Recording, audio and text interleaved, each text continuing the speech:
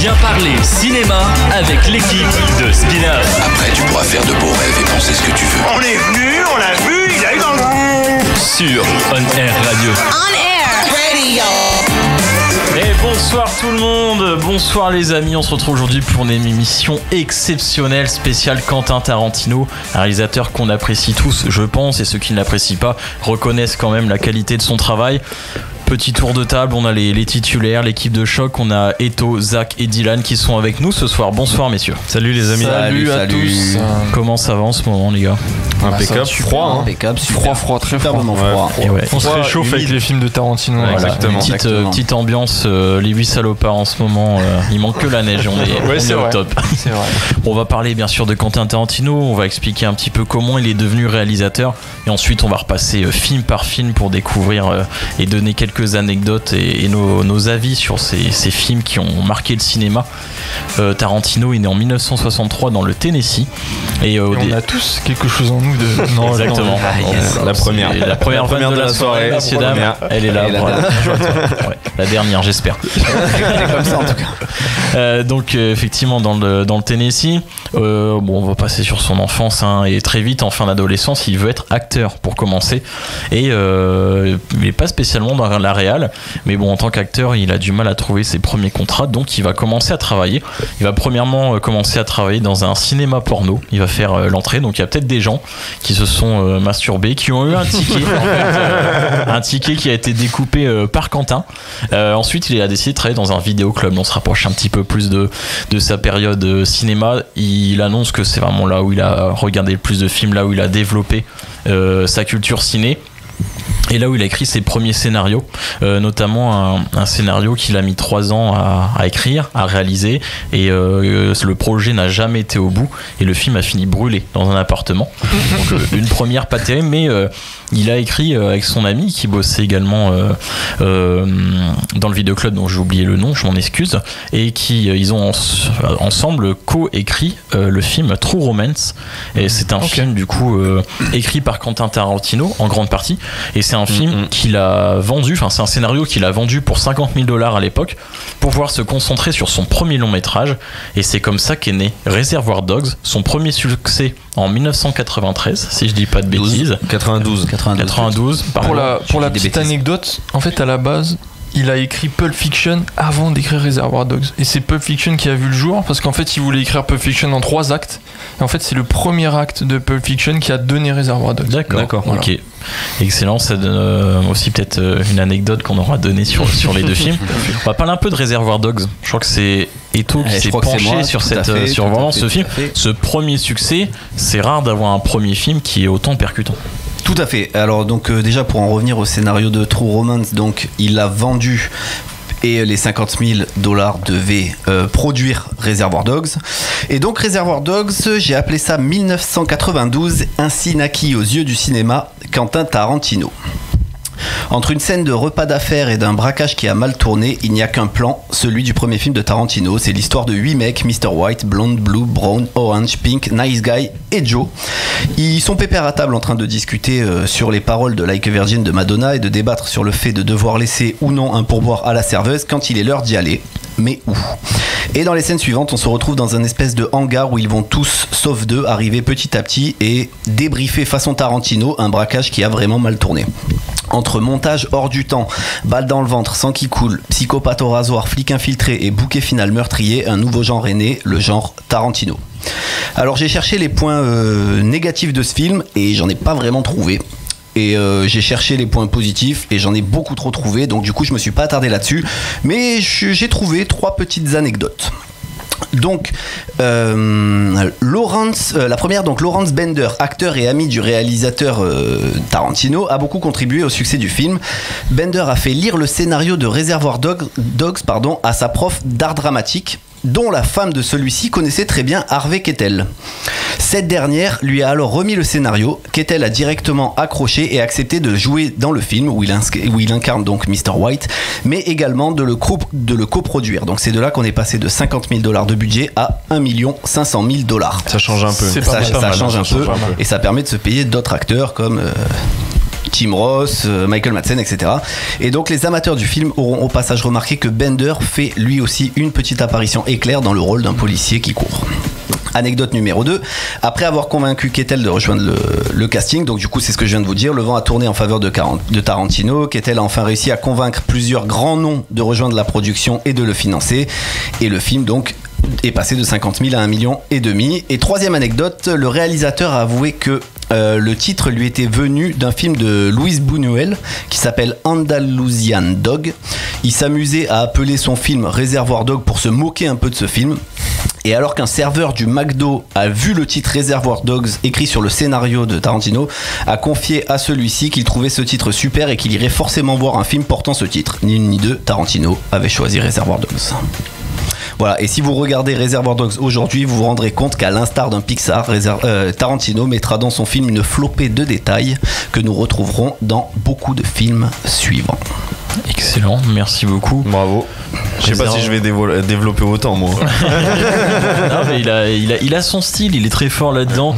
Reservoir Dogs, je l'ai revu avant-hier, je crois. C'est vraiment. Je connais très peu de personnes qui n'ont pas aimé ce film. C'est peut-être un des Tarantino le plus accessible, entre guillemets, une histoire de. Le plus court, le plus court. 1h40. Une histoire de gang assez classique malgré tout. Il y a un beau retournement de situation à la fin, etc. Ce côté trahison, etc. Et qui revient, qu'on ne va pas spoiler évidemment. On a ce côté assez mystérieux, comme il aime le faire souvent dans ses films. On a des personnages qui ont des noms de couleurs, etc. en nom de code. Et non, je le trouve vraiment très bien construit pour un premier film. Et de toute façon, ça s'est vu. Hein, directement, il a fait un grand pas dans le monde d'Hollywood. Et je me permets une petite anecdote, parce que dans la scène d'introduction, il parle des chansons de Madonna. Et ils disent qu'en gros c'est une chanson juste d'une femme qui a envie de faire l'amour, si je puis dire, sans grossièreté.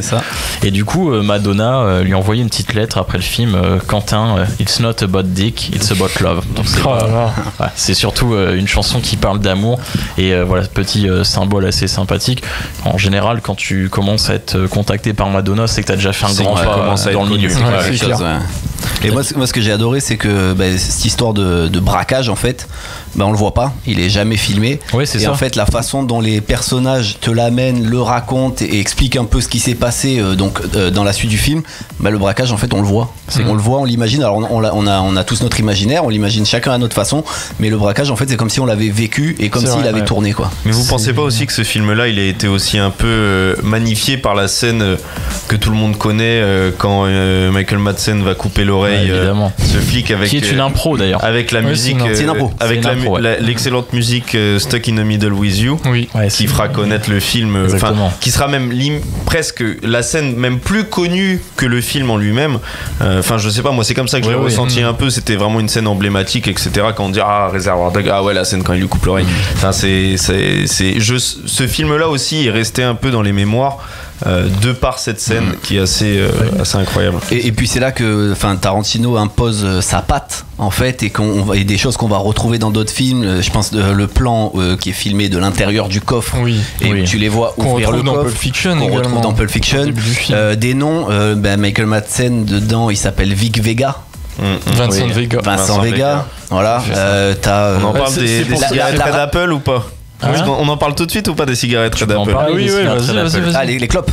Non, c'est les clopes emblématiques des films de Tarantino, à toute époque, tout personnage, etc. Il aime bien créer des petites entreprises. Exactement. Mais ça, c'est sympa. Il crée son monde, en fait. C'est son monde, c'est avec ses personnages, avec les différentes histoires qui gravitent autour. La plupart du temps des anachronies en tous les cas entre les différents personnages, entre les différents films. C'est quand même plutôt propre à Tarantino. C'est un peu le seul à faire sur le cinéma, son univers. Pour l'anecdote, il a horreur en fait des placements de produits au cinéma. Il trouve que ça dénature totalement le film.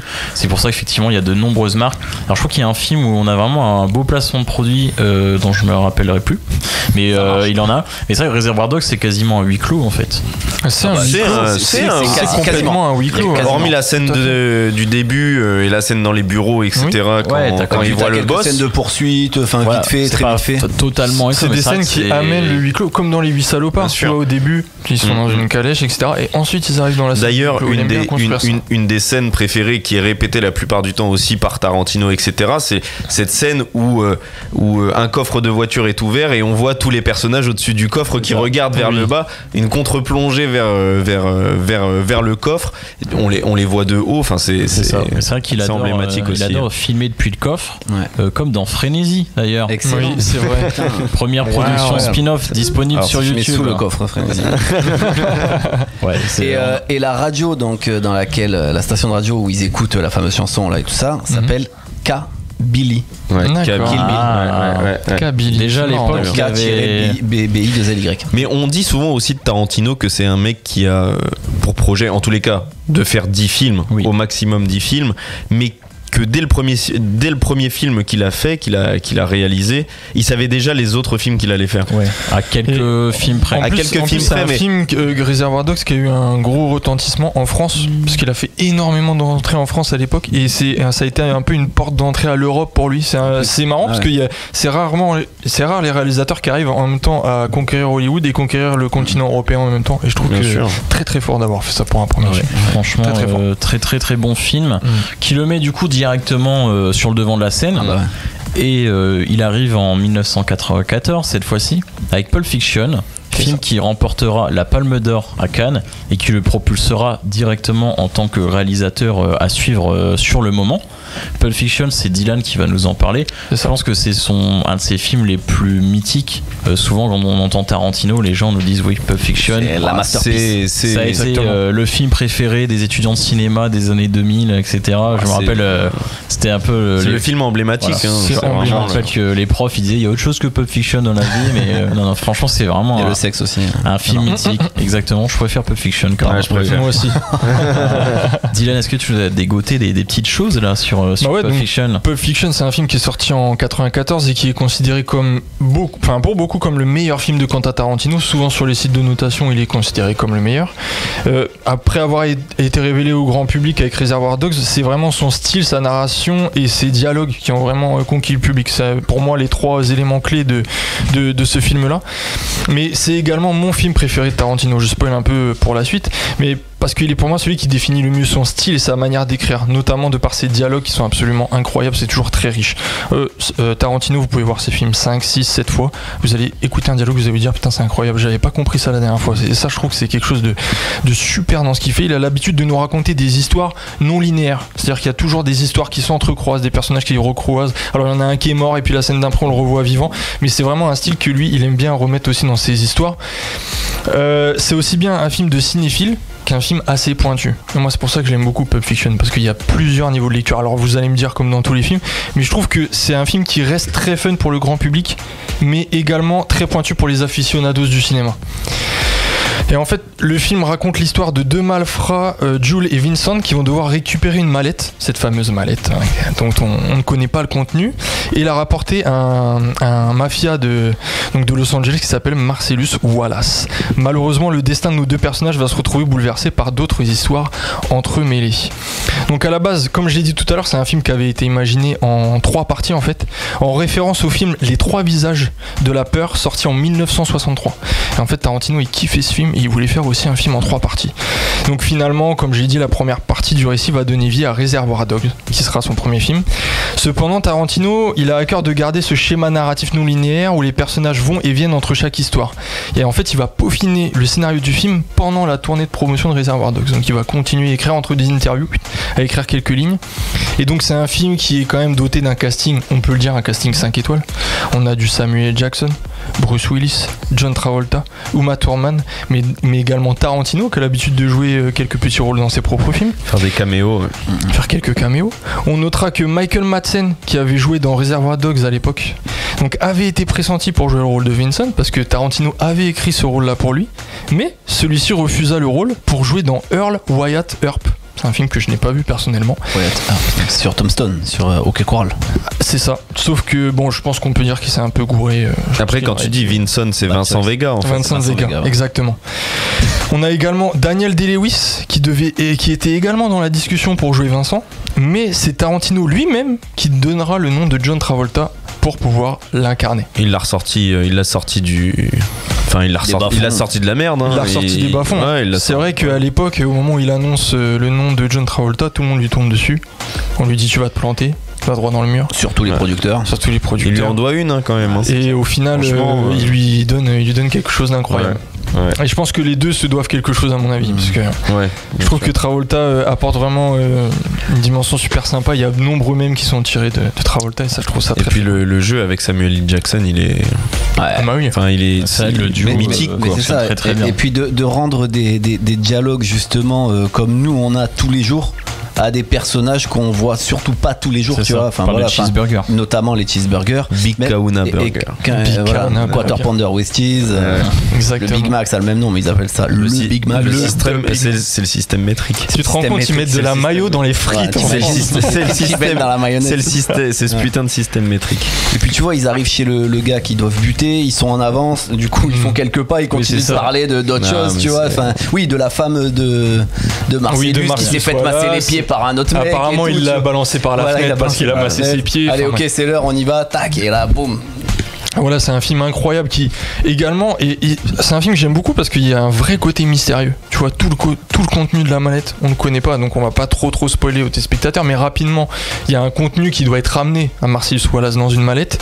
C'est un peu une des premières scènes du film, et en fait, on ne connaît pas ce qu'il y a dans cette mallette-là. Il y a également le sparadrap derrière le cou de Marcellus Wallace. Alors, il y a de nombreuses théories, comme quoi il se serait fait aspirer son âme, l'âme du diable, etc. Et que l'âme est dans la valise. Hein. Peut-être que l'âme est dans la valise. Enfin, voilà, c'est un film qui a quand même attisé beaucoup de mystères et de choses comme ça, tu vois. Et c'est un film qui marque également par son côté culte, hein, tu vois, le portefeuille bad motherfucker, le passage de la Bible, tu vois, prononcé par Jules, passage de la Bible qui n'existe pas, enfin qui est un peu réadapté, tu vois, mais qui n'existe absolument pas.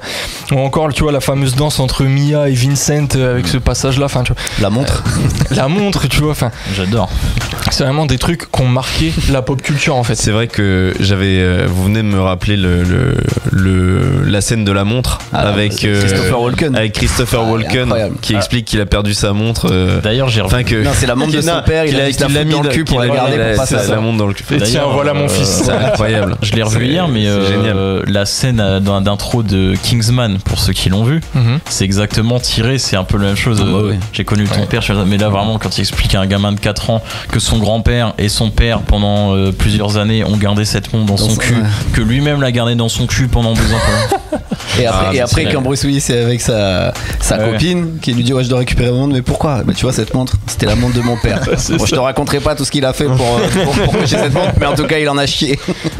Mais en tout cas voilà, c'est un film, pour moi c'est un film qui appartient à la pop culture, hein. Il y a une BO fantastique, alors c'est de nombreux classiques américains qui sont repris, etc. Comme souvent chez Tarantino. Oui, comme souvent. C'est un reproche, je reviendrai sur une critique plus tard, mais c'est vrai que c'est un reproche qu'on peut lui faire. C'est un côté qui travaille pas souvent. Et puis bah évidemment c'est comique, c'est quand même sanglant, enfin tu vois, on retrouve quand même des marqueurs sur tous les codes, tous les futurs codes dans tous les cas. Voilà. Il y a une caméra qui est souvent très stable avec Tarantino, ça bouge pas beaucoup la caméra. C'est vraiment les acteurs, tu vois, qui viennent prendre possession de la scène. Moi en tout cas, je me souviens beaucoup plus, tu vois, des répliques et vraiment de la tête de l'acteur plutôt qu'en vrai des plans de caméra qui sont pris.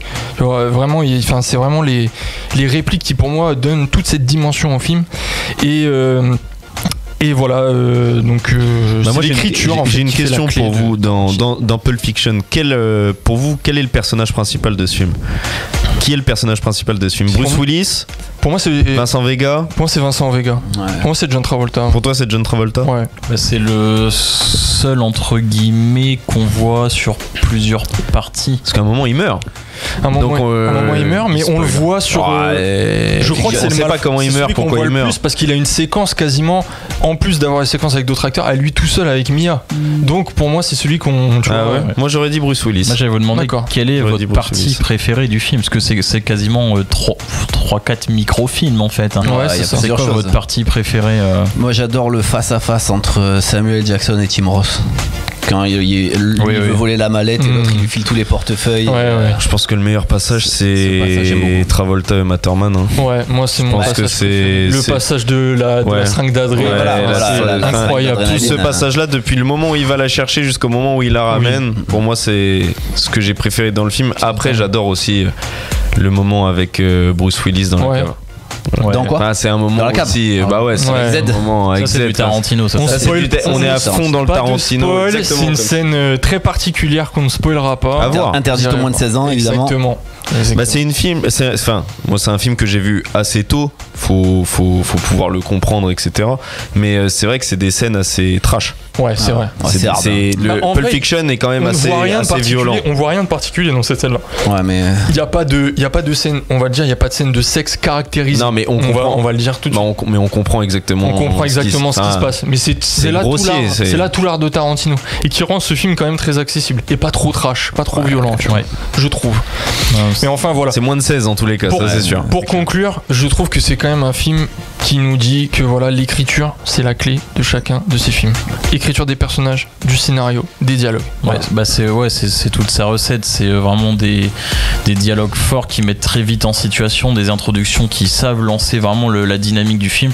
Et puis toujours ce côté un peu hard, gore, assez violent qui met dans ces films. Puis sa représentation de Los Angeles. Toujours avec ce Los Angeles des années 70-80. Enfin, il y a un truc, il y a vraiment une atmosphère, c'est chaud. Enfin, on sent, c'est le Hollywood comme on le voit, comme on l'imagine quand on n'y est jamais allé, etc. Enfin, c'est ça. On parlait de drogue. Avant ce film, généralement, les films de gangsters qui parlent de drogue, la drogue, c'est l'argument de vente entre guillemets. Exactement. Qui fait qu'il y a des conflits. Exactement. Mais là, des scènes aussi puissantes, vraiment, de gens qui se droguent, je pense qu'on n'en avait pas beaucoup. Pas beaucoup vu. Puis il y a des plans je pense. Il y a un plan où quand il met la seringue, la seringue d'adrénaline, et tu vois le sang dedans, etc. Ouais, bien sûr. Il y a vraiment eu un travail là-dessus, et c'est pas quelque chose où un réalisateur une scène impressionnante aussi, c'est au moment où il met cette piqûre d'adrénaline, c'est les pupilles de Matterman. Parce que pour l'époque aussi, c'est quand même très très très bien fait. Le mouvement de pupille, enfin la dilatation de la pupille, etc. Et puis je le trouve très bien réalisé. Très beau ce film. Hier en le regardant, 94, franchement, il passe c'est un film qui vieillit extrêmement bien. Franchement, je pense que il vieillira jamais. Je pense immortel. Même dans 100 ans, ça se regarde. On est sur un vrai culte du cinéma là. Tout à fait.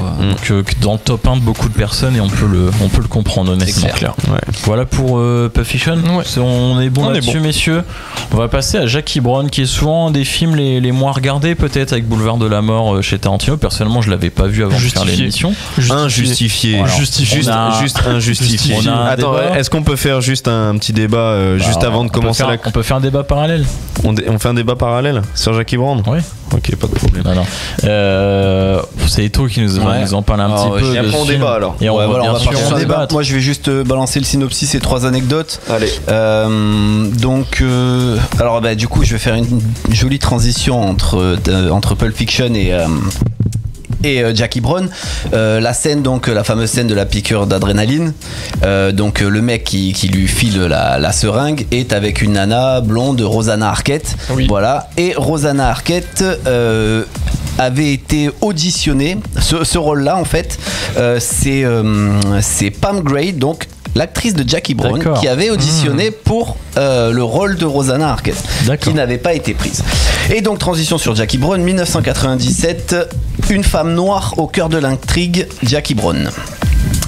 Jackie Brown, donc, qui est interprétée par Pam Grier, est une hôtesse de l'air qui arrondit ses fins de mois en convoyant de l'argent liquide pour le compte d'un trafiquant d'armes, Ordell Robbie, joué par Samuel L. Jackson. Un jour, un agent fédéral et un policier de Los Angeles l'accueillent à l'aéroport. Il compte sur elle pour faire tomber le trafiquant. Jackie échafaude alors un plan audacieux pour doubler tout le monde lors d'un prochain transfert qui porte sur la modeste somme de $500,000. Mais il lui faudra compter avec les complices d'Ordell, notamment Robert De Niro, qui ont des méthodes plutôt expéditives. Anecdote numéro 1, c'est la première fois que Tarantino adapte un livre. Voilà, donc ici le livre de base c'est Punch Créole d'Elmond Leonard, un auteur de polar américain. Anecdote numéro 2, tandis que Elmore Leonard, donc l'auteur, mettait en scène une protagoniste blanche aux cheveux courts et châtains du nom de Jackie Burke, Tarantino choisit lui de rendre hommage à la Blaxploitation, un mouvement culturel et socialisant à revaloriser l'image des Afro-Américains. et c'est pour ça qu'il propose le rôle principal à l'actrice noire Pam Grier et rebaptise son héroïne Brown, Jackie Brown. Ok. Et troisième anecdote, celle qui m'a fait beaucoup kiffer, Samuel Jackson, donc qui a un vrai second rôle dans ce film, a tourné toutes ses scènes en un seul week-end parce qu'il était en même temps sur un autre tournage. D'accord. Ah oui, pourtant il en a pas mal. Hein. Voilà. Mais ça sent qu'il a fait sa vie. Et je la trouve anecdote et assez folle. J'allais dire un truc, je pense que c'est son meilleur rôle en tant que jeu d'acteur. Celui où sur Jackie Brown. Ouais, bah franchement, je suis pas d'accord. C'est celui qui sort le plus de son standard. Je le trouve ultra caricatural dans ce film. On reviendra à Django tout à l'heure. Oui, mais, tout à fait. Ouais, je le trouve vraiment bien dans ce film. Et il y a un rôle qui sort un petit peu de ce qu'on peut voir d'habitude. Jackie Brown. Dans des films de Tarantino, moi je trouve pas pour le coup. Je trouve que il joue un peu. Enfin là pour le coup, il joue vraiment le rôle du gangster. Enfin tu vois, il a des longues tirades. Il s'écoute parler. Ouais, mais c'est pas le. Je sais pas comment dire. C'est pas le gangster de Pulp Fiction par exemple. Les deux personnages ont vraiment rien à voir. Et Jackie Brown, du coup, c'est franchement un bon film, et j'avoue que ça manque de quelque chose par rapport aux autres films de Tarantino. On a un casting encore exceptionnel. J'ai plus les noms exacts. Bon, on a Michael Keaton. De Niro, Samuel L. Jackson, Pam Grier. De Niro, c'est pas la meilleure utilisation de De Niro de l'histoire du cinéma. Après, c'est justement, je pense que c'est pour ça aussi qu'il voulait casser un peu le truc. Dire bon, je vais mettre De Niro, mais Robert Foster aussi. Parce qu'il joue un clodo dans Jackie Brown. Vraiment, quasiment, c'est un clodo le gars. Tu vois. Mais non, c'est pas un clodo. C'est un gars qui habite à droite à gauche. C'est un ancien prisonnier. C'est un mec qui fait que Samuel L. Jackson en gros prend sous son aile. Je n'ai pas traité les prisonniers de clochards. Excusez-moi. Mais non, c'est pas ça. C'est pas une question de ça. C'est pas en direct au sens. C'est un ex-tolard qui est perdu, qui est chez Samuel L. Jackson, mais le mec est complètement fou. Il drague à demi-mot la nana de Samuel L. Jackson qui lui fait du rentre-dedans aussi, mais bon, c'est sa nana sans. Enfin, c'est nana de gangster, etc. Il y arrive. Il lui demande, on a dit, tu la ken. Ouais, voilà, tu vois. Voilà, c'est une poule entre guillemets. Oui, voilà. Et pour le dénouement de l'histoire, Robert De Niro est super important, etc. Mais Samuel L. Jackson est aussi super intéressant dans le film. Enfin, je trouve. Après, je pense qu'il faut comprendre un truc pour apprécier ce film-là.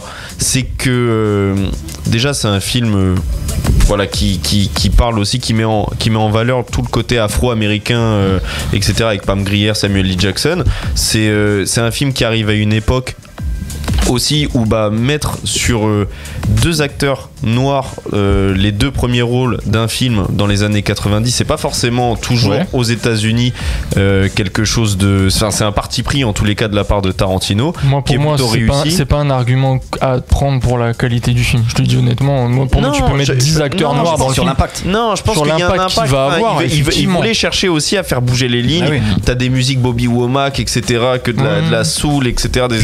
Puis c'est un personnage féminin blanc dans le livre, parce que c'est une adaptation. C'est vraiment un parti pris, moi je trouve. Et ce film-là aussi, je le vois comme ça. C'est pas une fresque, rien de là. C'est une histoire de vie à un moment donné avec différents acteurs. Ça se barre en vrille à la fin, etc. Avec l'affaire, l'hôtesse de l'air qui fait passer de la drogue, qui a besoin d'un service, qui tombe amoureux du flic, etc. Enfin bon, voilà, tout un truc autour de ça. Mais on parle encore d'un moment aux États-Unis, d'une histoire bien particulière, et puis une fin qui est tout aussi sanglante, comme d'habitude avec Tarantino, mais je trouve qu'il y a vraiment des points à défendre, tu vois. C'est pas juste un simple film qui témoigne d'une époque, il y a quand même des choses derrière à aller chercher, tu vois. Ok. C'est moi je trouve pas que pour moi il est fondateur. Je trouve qu'il y a certaines choses qui sont caricaturales. Je trouve que par exemple le personnage de Samuel L. Jackson, moi il me plaît pas beaucoup, en tout cas dans le film, et j'ai pas trouvé. Enfin, c'est un film, j'ai l'impression qu'on l'a déjà vu 50 fois. Non, alors après c'est peut-être à notre époque, quand on le regarde maintenant, on a cette impression là. J'imagine qu'à l'époque, si tu recontextualises quand ça sort, c'est un banger, ça y a aucun souci. Mais quand tu le regardes aujourd'hui, je trouve que c'est un de ceux de la liste où je me dis ok, c'est un de ceux qui passe le moins maintenant, tu vois. Oui, et au-delà de mettre des acteurs noirs, et il y a aucun souci, il peut y en avoir 10 dans le film, c'est pas le problème. Mais je trouve que c'est un film qui manque cruellement de rythme aussi, tu vois. Le film quand même assez lent sur le début. Moi, je te parle de ça par rapport je te parle au contexte du film, au moment où il le sort, etc. Ce qu'il en fait, pourquoi il l'amène aussi, ce qu'il veut faire autour du film. D'ailleurs, les acteurs, moi, je trouve que de prendre un De Niro, de le mettre dans ce rôle-là, dans ce film-là, Attends, c'est couillu. C'est vraiment couillu et ça marche. C'est couillu et ça marche. Samuel L. Jackson, attends, t'as vu la tête du personnage dans le film, la casquette Kangol à l'envers, le bouc avec les tresses, etc. Enfin, je trouve vraiment que c'est osé et ça marche. De Niro sort des affranchis. Ouais, c'est vrai. Pam Grier dans le film, elle est génialissime. Pour moi, alors que c'est le meilleur point du film. Alors que c'est pas une grande actrice. Elle a fait des nanars. C'est une actrice qui a fait que des nanars. Enfin, pas que des nanars, mais elle a fait beaucoup de nanars. Il la ressort encore du bois, comme Travolta avant. Enfin, il est quand même doué pour faire ce genre de film-là. Et toujours avec cette affluence de Los Angeles dans ce film. Enfin, là, pour le coup, on voit l'aéroport, on voit Enfin, il y a quand même une vraie inspiration, un vrai contexte. En fait, sur tout le contexte, réussi. On est à 100% d'accord, mais après, moi, c'est par rapport au reste de sa filmo que je trouve qu'il y a quand même un petit manque de quelque chose. Moi, je trouve qu'il suit Pulp Fiction. Il suit Pulp Fiction et c'est un très bon film après Pulp Fiction. C'est un bon film. Mais c'est vrai que quand tu as vu les autres de Tarantino ou même les autres films de cette époque-là, tu peux pas le mettre au niveau de. Tu sais, c'est quoi le problème? C'est que tu as vu Inglourious Bastard ou des films plus récents avant de voir Jackie Brown. Quand il sort à l'époque, effectivement, ça doit être une tarte. Je pense que quand tu le vois juste après Reservoir Dogs et juste après Pulp Fiction, tu te dis il est très. Mais c'est un film qui a mal vieilli. C'est pour ça que j'ai dit par rapport à d'autres, tu vois, Pulp Fiction qui se regarde aujourd'hui, je trouve que Jackie Brown, ça a pris un petit coup de vieux. Même la DA, elle a pris un petit coup de vieux au final, tu vois. Ah ouais, tu trouves? T'as l'impression de voir un peu tu vois, ce côté avec les chemises à fleurs et tout, un peu à la Scarface, tu vois, mais au final, ça a pris une petite claque quand même, tu vois. Il y a une très bonne son dedans. Oui, c'est vrai. Je trouve. Mais ouais, attention, c'est un bon film. Ah oui, non, mais c'est vrai que voilà, c'est loin d'être son meilleur, je pense. Ça reste au moins un bon film. Voilà pour Jackie Brown. Je pense qu'on a fait un petit peu le tour. Généralement, ils sont dans les tops de Tarantino. Tu m'en veux pas, Zach? Ils finissent. C'est pas que. Mais non, je t'en veux pas. Je pense que et ce sera mon dernier point. Je pense que on va pouvoir être critique sur un film, et encore, moi, je ne le serai pas parce que j'ai mon avis, mais je vais pouvoir accepter certaines critiques sur un film comme Boulevard de la Mort. Okay. Je vais pouvoir comprendre, mais moi je ne les partagerai peut-être pas, mais je trouve quand même que Jackie Brown, c'est un film qui est très très abouti, et je dis pas ça parce que De Niro joue dedans. Ok. Pourtant il joue tout seul. C'est un film qui n'y a pas De Niro, il y en a qu'un. Je tiens à le redire. C'est un film qui divise en général. La troisième vanne, on le vire. On va arriver sur les années 2000 avec 2002 et 2003. Et les sorties de Kill Bill 1 et Kill Bill 2. Alors Kill Bill à la base, Kill Bill à la base, c'est un seul film de 4 heures qui finalement a été divisé par Tarantino, mais surtout par les studios qui lui mettaient la pression, sentant l'attrait commercial, l'attrait marketing qui arrivait si on en faisait 2 films. C'est pour ça que souvent on dit que Tarantino ne fera que 10 films parce qu'il considère Kill Bill comme un seul film. Là, il n'y a pas de doute. Uma Thurman, le rôle, et il est écrit pour elle. Le rôle de Béatrice Kiddo, d'ailleurs un nom qui est bipé dans le premier film. Je sais pas si vous bien sûr. Voilà, pour garder Black Mamba. Voilà, Black Mamba, on connaît son surnom, mais on connaît pas son prénom avant la fin du deuxième film, justement pour garder ce côté mystérieux en fait. Et c'est rien que ce passage où le nom est bipé, Tarantino nous montre que voilà, on n'est pas dans un film vraiment 100% réaliste, on est un peu dans la démesure. Et Kill Bill, donc histoire assez compréhensible, tuer Bill. Voilà.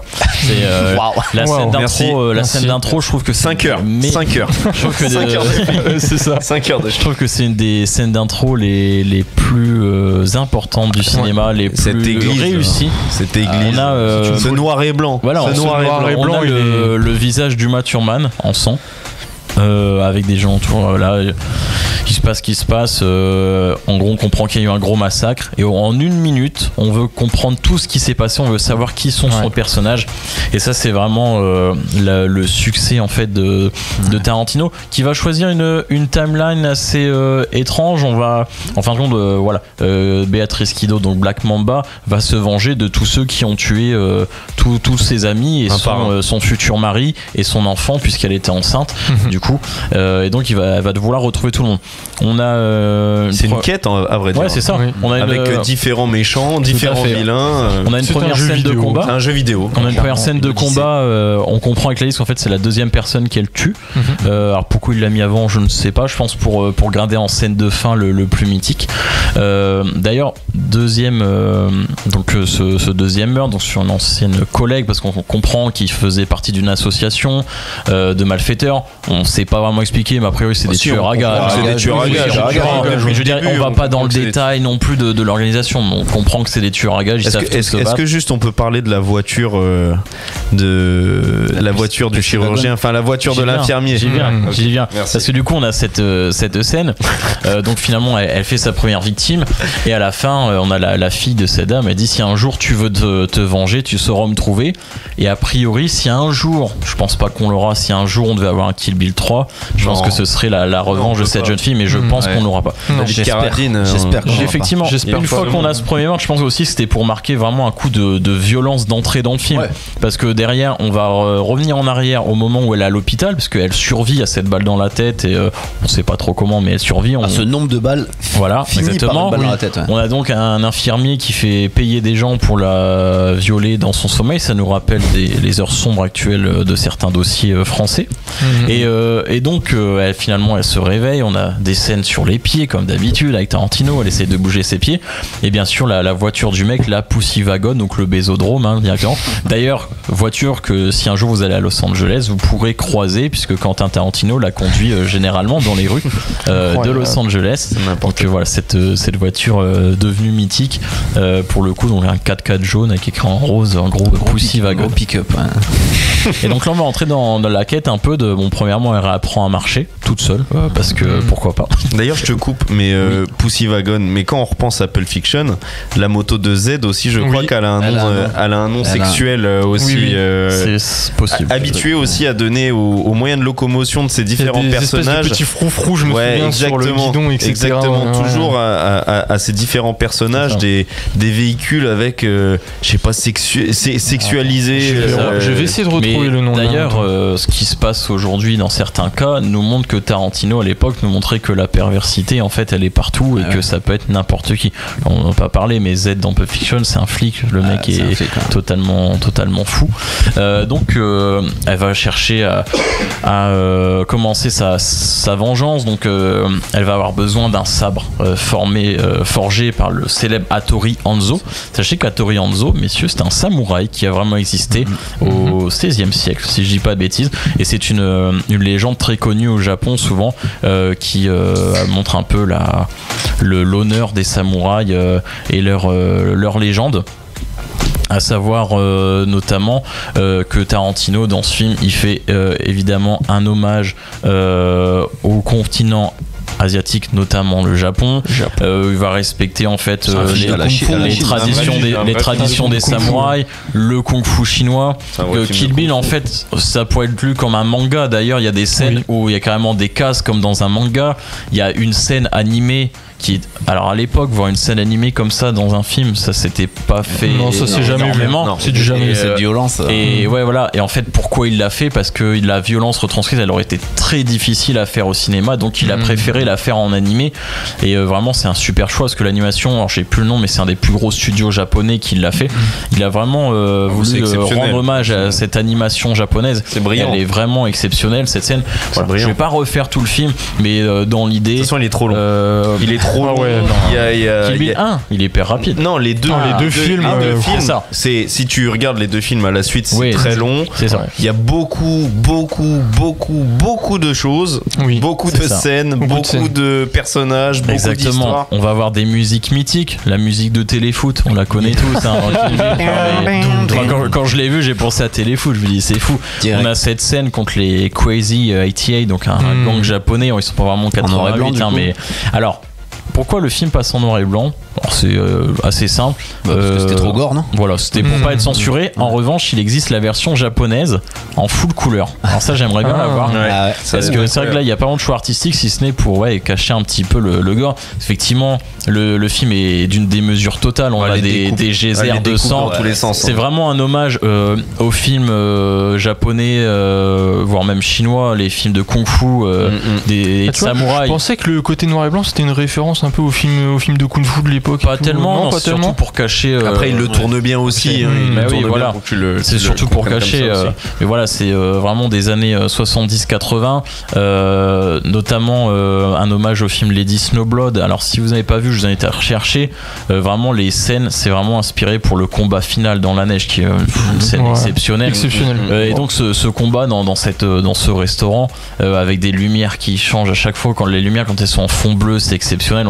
On est d'une violence inouïe, et c'est étonnant que ce film ait pas été totalement censuré non plus, mais c'est tant mieux, parce que vraiment c'est un film vraiment pendant 25 minutes, c'est que de la castagne, et c'est pas de la petite castagne, c'est des coups de sabre, etc. Mais je crois qu'en plus cette scène là dans Kill Bill, je crois que c'est au cinéma la scène où sur le temps le plus réduit tu vois le plus grand nombre de morts. D'accord. Je crois que c'est ça. Je crois que c'est ça. Vraiment, c'est ça se voit peut-être avec le soldat Ryan, peut-être sur la scène d'intro. Sur le débarquement. D'affrontement. Ah oui, d'accord. Ah, okay. Par exemple, comme dans John Wick, etc. D'accord. Mais je crois que cette scène-là, cette scène de Kill Bill, et la scène où il y a le plus de morts sur 2 minutes, 1 minute 30. Ok, d'accord. Ok, c'est possible. Et puis, bien sûr, cette tenue jaune en hommage à Bruce Lee également. Incroyable. Voilà, il a vraiment rendu hommage à plusieurs genres cinématographiques. Il y a même des plans qui sont assez similaires au western, de comment c'est filmé.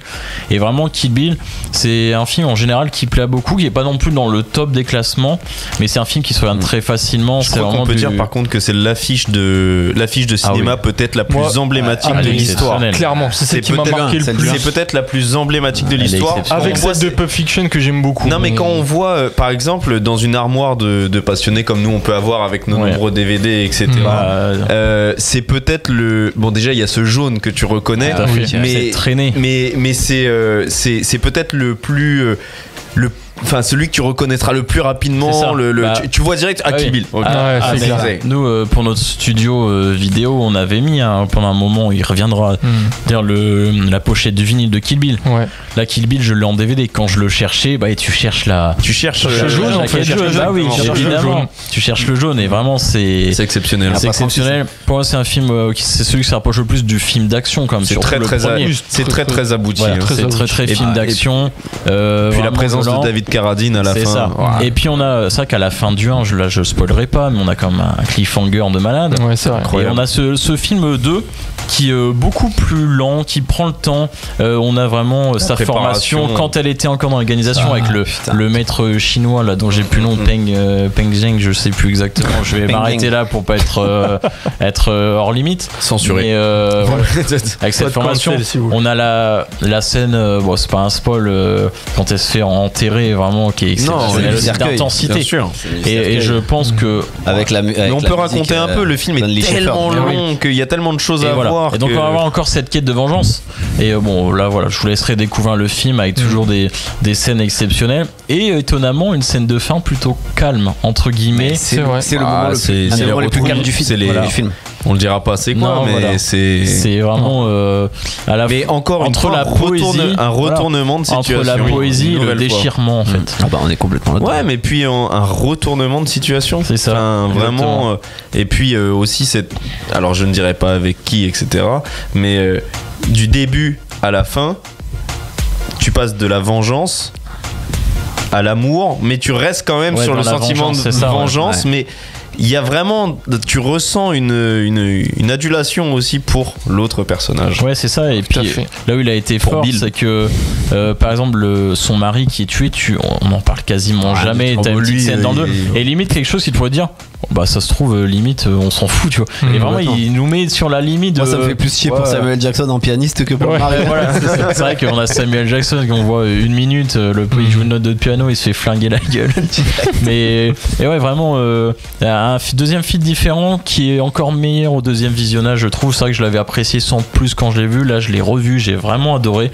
Et donc Kill Bill voilà c'est ça, et je pense qu'on peut le dire, c'est le meilleur rôle d'Uma Thurman. Je suis partagé. En termes de jeu d'actrice, elle est. Je pense elle est mieux que c'est son plus grand rôle en tout cas. Voilà. C'est son plus grand rôle. C'est ça. Voilà, après, effectivement, elle est très forte dans Pulp Fiction, mais on la voit moins. C'est quand son même. plus grand rôle. Après, j'ai pas vu. C'est peut-être son rôle le plus connu, mais je suis. En tous les cas, Pulp Fiction. Ouais, mais je veux dire, on la voit pas. Pulp Fiction, c'est un second rôle. C'est ça, tu la vois pas beaucoup. Là, le film, il y a qu'elle. Il a été écrit pour elle. Enfin, la nana, elle fait quand même 2 jaquettes de. Oui, elle est sur les 2 affiches. 2 jaquettes de DVD, peut-être. Les 2 affiches de films peut-être les plus connues de tous les temps. J'ai les 2 affiches de chez moi. Elle a été dans pas mal de chambres des ados des années 2000. Dans la mienne. Avec Amélie Poulain, tu vois. Ouais. Oui, c'est vrai. On peut faire un petit battle peut-être entre, j'ai oublié son nom, la pauvre, qu'on voit plus du tout. Amélie Poulain. Audrey Tautou. Disparu force à elle. Un long dimanche de fiançailles. Et Uma Thurman. Et d'ailleurs, alors là, c'est peut-être que j'ai un manque de connaissances, mais j'ai l'impression qu'Uma Thurman, depuis Kill Bill, on l'a peut-être vu dans d'autres films, on l'a pas revu dans. Alors pourtant à cette époque-là, elle était quand même à son prime entre guillemets. J'ai l'impression qu'on c'est pas une actrice qui est reconnue forcément dans le cinéma. Elle a joué dans quelques séries, mais après non, c'est vrai qu'en termes de gros rôles. Après, je pense qu'elle en a déjà fait 2 pas mal. Oui. Voilà. Et puis elle a des trucs aux États-Unis que nous, on n'a pas accès aussi. Et puis c'est un peu la muse de Tarantino, tu vois. C'est son surnom. Voilà. Il l'appelle ma muse. C'est la muse de Tarantino, c'est comme ça. Petite anecdote. Il a son actrice, c'est son actrice. Sur le tournage du premier film, il lui a fait faire une scène d'action, parce qu'il faut savoir qu'elle s'est entraînée pendant des mois aux arts martiaux, etc. Et donc elle fait une scène d'action et conduit une voiture. Elle s'est blessée assez gravement. Du coup, il y a une petite querelle entre les deux, mais c'est bon, tout va mieux. Ils se sont réconciliés après le tournage. Bisous à elle.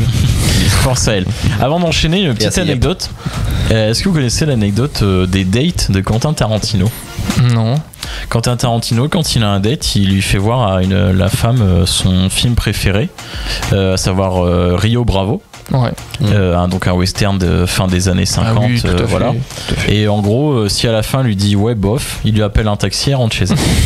Si elle a bien aimé le film, vous connaissez la suite. Il a raison. C'est le test de Quentin Tarantino. Voilà pour Kill Bill. Quelqu'un a peut-être quelque chose à rajouter? Non, je pense qu'on a fait le tour. Ce film exceptionnel. Tu préfères Kill Bill ou Jackie Brown? Moi, je pense que je préfère Kill Bill. Quand même. Honnêtement. Ouais. Et toi? Ouais, Kill Bill quand même. Kill Bill quand même. Okay. Avant, on va passer à Boulevard de la Mort, qui est peut-être le film le moins connu de Tarantino, le moins apprécié. Et toi, tu vas nous en parler. En plus, tu l'as découvert cet après-midi, donc t'es vraiment dans le jus. C'est parti. Ouais. Moi, j'adore en tous les cas. Donc oui, moi j'ai beaucoup aimé. Voilà, j'ai pas trouvé grand chose dessus. Donc j'ai appelé ça 2007 le slasher road movie. Ça démarre comme un film d'horreur et ça finit par du clown quasiment. Et attention, quand je dis du clown, c'est pas du tout. C'est du lourd. Ouais, non, c'est vraiment bien. Première partie du film, c'est l'histoire d'une bande de meufs qui vit pieds nus. Là, on reconnaît ce bon vieux Quentin et qui parle de cul, qui croise un mec nommé Mike la Cascade dans un bar alors qu'elles sont en train de se démonter. Et lui va créer un accident où il va faire un face-à-face à je sais pas combien de kilomètres/heure pour littéralement les faire exploser. Deuxième partie du film, 14 mois plus tard, c'est l'histoire d'une bande de meufs, dont Zoé Bell, qui est une véritable cascadeuse, qui montre leurs pieds et qui parle de cul. Qui vont réaliser une cascade illégalement avec l'une d'entre elles sur le capot à fond la caisse.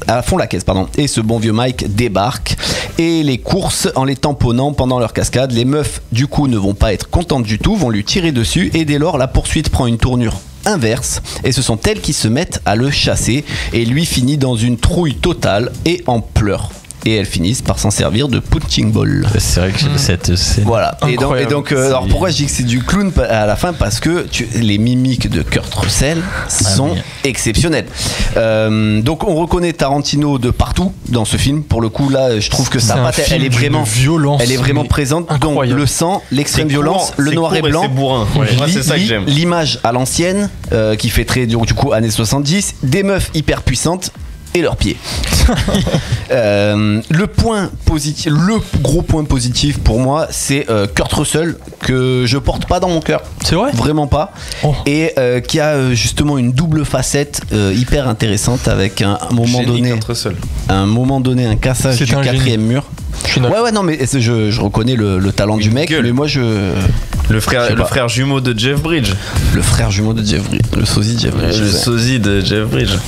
Et donc du coup voilà, avec un cassage de mur exceptionnel, ou donc du coup un cassage du quatrième mur, c'est un regard caméra direct. Voilà, c'est quand il prend comment elle s'appelle, Rose McGowan.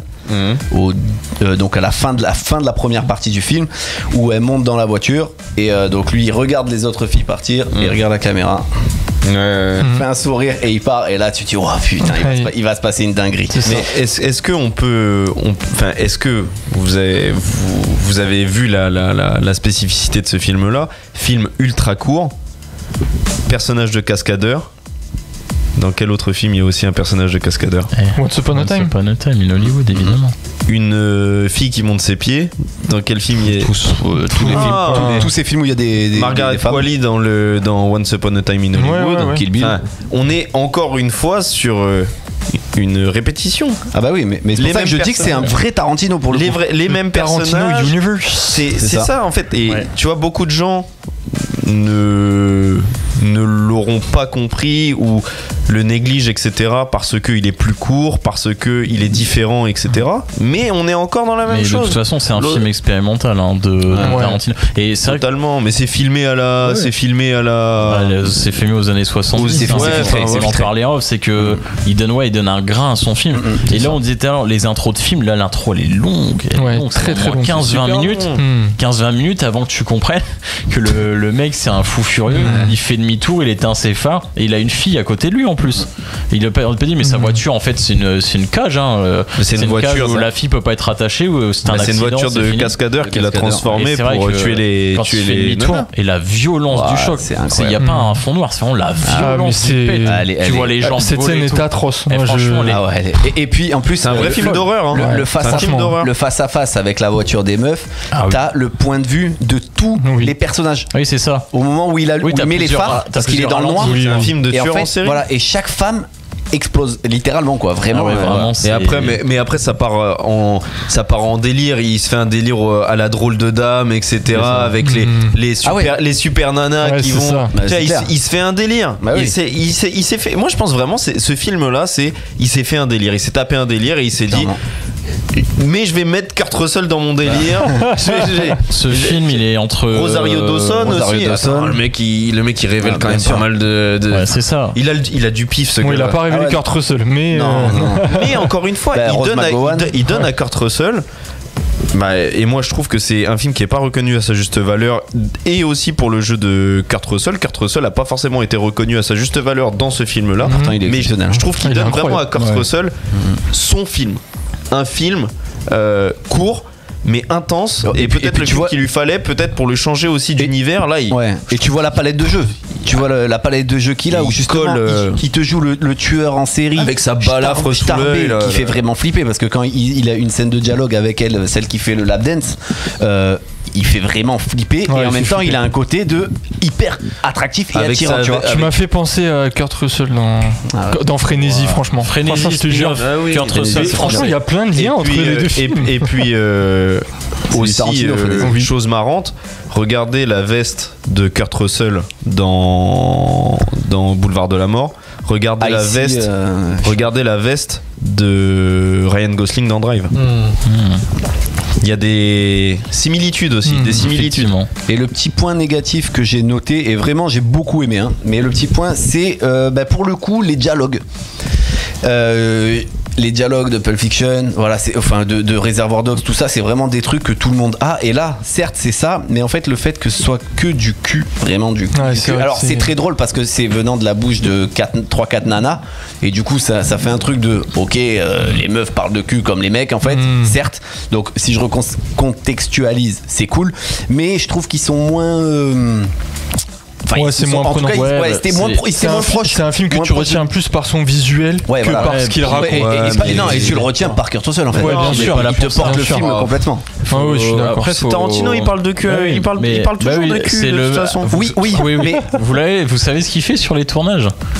Il a un ami à lui qui l'appelle je ne sais plus comment, qui a un gros god en fait, et son but c'est il a un mur chez lui, il l'a appelé le Wall of Shame, et en fait c'est toutes les stars qui se sont endormies et il leur met le god sur la gueule. Donc t'as De Niro, t'as Brad Pitt, t'as DiCaprio avec la photo comme ça. Et après, c'est le beauf, c'est tonton beauf originel. Oh l'anecdote. Et voilà, après ce qu'il faut dire c'est que Boulevard de la Mort ça sort après Kill Bill, qui peut-être, on n'en a pas parlé, mais je pense que c'est son film le plus impressions techniquement en termes de Kill Bill. Techniquement, le nombre de plans making, franchement j'étais voir le making, ça doit être fou.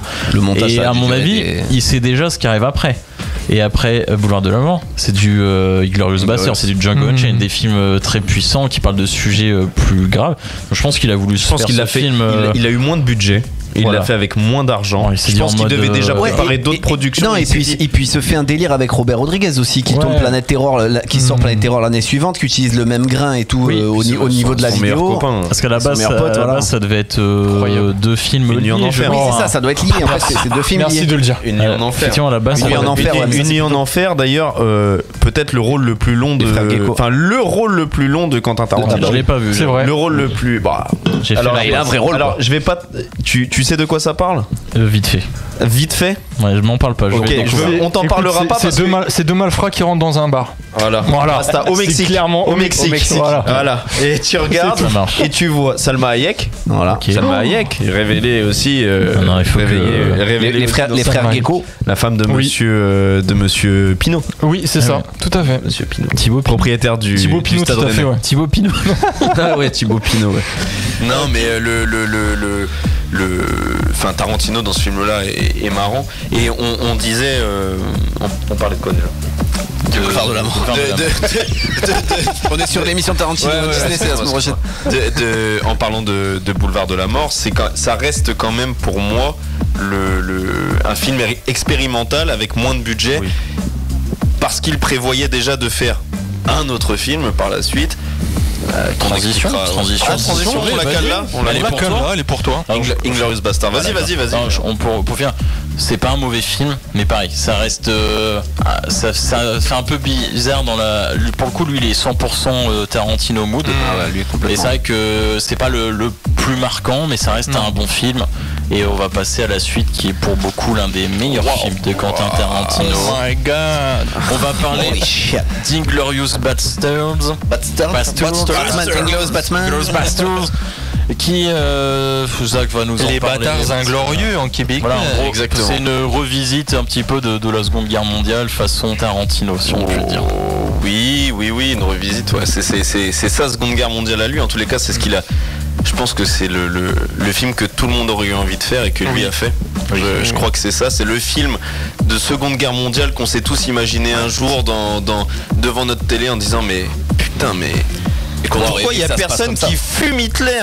Pourquoi il y a personne qui fume Hitler? Non mais et lui il l'a fait et en fait c'est ça. Bon, on reprend l'histoire de ce film qui se décompose en trois grandes parties, en tous les cas qui se décompose en trois grands personnages. Brad Pitt qui est Aldo Lapache, ça on viendra. Donc c'est le chef d'une unité spéciale qui s'appelle les Bâtards. C'est les Avengers de la Seconde Guerre mondiale. Les Avengers de la Seconde Guerre mondiale. Qui scalpent les nazis sans vergogne. C'est une unité spéciale composée de juifs aux États-Unis qui est envoyée en Europe avec pour seule idée tuer le maximum de nazis et essayer de ramener le plus de scalps à son boss, qui est donc Brad Pitt, Aldo Lapache. Tout le monde lui doit 100 scalps de nazis Donc, avec la scène de la balle de baseball, my god, j'adore cette scène. Deuxième personnage très important, Shoshana Dreyfus, interprétée par la magnifique Mélanie Laurent, avec cette scène, cette intro avec monsieur Denis Ménochet et Christopher Waltz. Christopher Walken. Ah, excuse-moi, Christophe Waltz, donc qui joue le troisième personnage extrêmement important du film, Hans Landa, donc le général Einsatzgruppen, général nazi, qui cherche en tous les cas à débusquer aussi lui les bâtards et surtout les juifs. C'est le tueur de juifs, non, son surnom? Ouais, c'est son surnom. Exactement. Et tu as donc cette scène d'introduction avec Denis Ménochet et ce verre de lait, cette visite impromptue donc de Hans Landa, qui a été, on peut le dire, informé de la présence de juifs sous ou dans la maison, en tous les cas, de Denis Ménochet, qui joue un fermier français, Monsieur Lapadite. Donc il y a toute cette scène qui dure quasiment 20 minutes. 20 minutes. On se rend compte donc que les juifs sont effectivement cachés sous le plancher de Denis Ménochet. Il y a un plan qui les montre, je crois, pendant la séquence qui descend. Il y a un plan qui les montre. On remarquera aussi que la fille de Denis Ménochet n'est autre que Léa Drucker. Pas Léa Drucker, notre amie qui joue. Léa Seydoux. Léa Seydoux. C'est vrai que quand je l'ai vu hier, je suis bloqué. Oh ouais, Léa Seydoux. Léa Seydoux qui joue Shoshana Jeune. Non, qui est dedans. La fille de Denis Ménochet qui joue Shoshana Jeune, qui n'est pas juive, qui joue juste, qui fait une apparition, qui sert le verre de lait. La fille de Denis Ménochet. Donc, il s'avère cette Shoshana, notre amie Shoshana Dreyfus, donc incarnée par Mélanie Laurent, est sous le plancher. Les nazis arrivent, ils tirent sur le plancher. C'est la seule à rescaper. Elle se met à courir dans la plaine. Au revoir. Et on a Christophe Waltz qui la pointe donc avec son pistolet en criant au revoir Shoshana, et il fait semblant de lui tirer dessus. Il dit un truc quand il tire pas, mais il dit un truc en mode je sais plus exactement ce qu'il dit. Au revoir Shoshana. À un moment, quand on voit le plan du flingue où il le baisse, il dit un petit truc en mode je t'assure, je suis quasiment sûr qu'il dit un truc. Je pense qu'on le sait. Pas très grave, mais il a pas besoin de le dire. À vrai dire, pas très grave. Donc à la suite de ce plan-là, présentation des bâtards, etc. Incarné donc par Brad Pitt. On a donc cette histoire qui va entre guillemets tourner sur la suite de Mélanie Laurent, qui se retrouve à travailler donc dans un cinéma par la suite, qui est en couple avec le gérant du cinéma, un black qui bosse, qui projette les films, etc. pour ce cinéma. Un Allemand nazi en dehors de l'histoire tombe amoureux d'elle, entre guillemets. Daniel Brühl, il la drague, etc. Il va projeter en tous les cas. C'est un forceur. Il ne comprend pas en tous les cas pourquoi le nazi oppresseur, pourquoi elle ne fait pas tout pour l'avoir, alors que plein d'autres femmes françaises à cette époque-là, parce que c'est un héros de guerre lui en plus, serait tombé dans ses bras, aurait choisi la facilité, etc. Elle, bien évidemment, elle est juive, elle ne va pas se mettre avec un nazi, et encore moins faire quoi que ce soit, être ne serait-ce que gentil, même si elle va éprouver à un moment dans le film de la pitié pour lui, en tous les cas.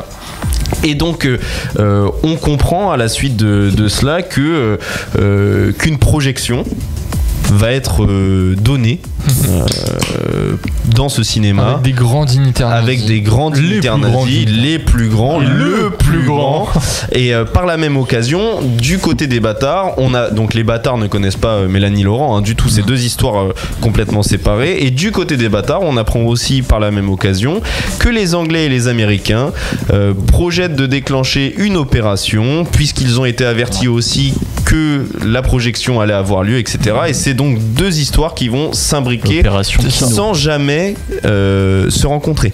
Exactement. Tout à fait. Parce que c'est ça qui est aussi assez fou, c'est que le film va traiter des deux histoires en même temps dans le même cinéma, mais les deux personnages de ces deux histoires-là, enfin les plusieurs personnages de ces deux histoires-là, mais qui appartiennent à des histoires différentes, ne se rencontrent jamais. On a un peu le parallèle Pulp Fiction encore.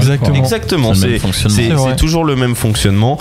Bien évidemment, avec cette représentation de la mort incarnée par Mélanie Laurent dans le cinéma, avec cette vidéo et cette cigarette jetée sur les cassettes totalement inflammables du cinéma, qui est du cinéma qui est pour moi encore une fois incroyable, comme la présentation aussi des différents éléments du film ou des différents acteurs du film, avec un gros plan, leur nom qui s'affiche sur la droite, comme avec notre ami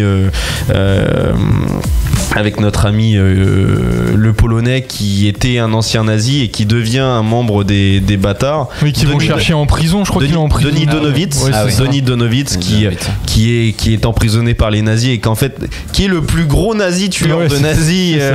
Voilà. On a aussi la présence de l'ours juif. Ouais, ça, oh là là là là. L'ours juif. Donc, qui a un petit rôle dans le boulevard de la mort d'ailleurs. Et les éléments incroyables, l'ours juif, cette scène, je sais pas ce que vous en pensez, cette scène de la batte, avec cette musique et le boom. Non, et puis je trouve que juste avant de donner la mort à ce nazi, la phrase que ce soit de l'ours juif et la phrase du nazi, le dialogue est incroyable. Quand avec sa batte, il va toucher sa médaille et qu'il lui dit ça c'est pourquoi le nombre de juifs que t'as tués, et qu'il le regarde et dit pour bravoure. Pour bravoure, ouais. Et qu'ensuite il lui explose la tête à coups de batte de baseball. C'est au début, si je me souviens bien de la séquence, il leur montre une carte et ils leur disent tu vas me montrer où ils sont les. C'est le deuxième. C'est le deuxième. Au début, il veut pas. Exactement. Il éclate la tête de son pote. Il pointe le doigt tout de suite. Et moi, quand je vois cette scène-là, je vois ce que Tarantino a voulu faire. Je pense que Tarantino, il a dit je vais faire ce que tout le monde aurait voulu faire et ce que tout le monde veut faire quand il pense à un nazi, à la Seconde Guerre mondiale, etc. C'est ça. Le mec il s'est dit moi devant tout le monde on va éclater la tête à coups de batte de baseball d'un bonhomme parce que c'est un nazi, parce qu'il est fier de lui et c'est un juif qui va le faire. Et ça c'est du Tarantino dans toute sa splendeur et c'est je pense que c'est le souhait et c'est l'intensité qu'il voulait faire ressentir dans ce film-là. On en vient après, je vais pas citer tous les grands acteurs qu'il y a dans ce film-là. Toute la partie dans le bar aussi avec le dry, le 3, qui est dit à l'américaine et à l'allemande. Enfin, à l'anglaise et à l'allemande qui change, avec toute cette partie avec Michael Fassbender qui joue dans le bar, qui joue un espion anglais, Diane Kruger. J'ai appris hier qu'il jouait dedans d'ailleurs. Diane Kruger, peut-être la meilleure scène du film, je pense, la scène dans le bar. Scène vraiment exceptionnelle. On a en tous les cas la possibilité dans ce film-là de encore une fois, par diverses histoires, divers personnages, diverses scènes qui sont à la fois reliées mais tournées qui sont totalement séparées, si vous voulez, l'une de l'autre. On a quand même la possibilité de retrouver une émotion, une critique. Enfin, c'est vraiment un grand Tarantino. C'est un film que j'aime énormément. Et pour une fois, pas forcément pour le jeu de Brad Pitt. Mais pour ce que tout seul. Mais voilà, exactement. Il est vraiment bien entouré et puis l'histoire est folle.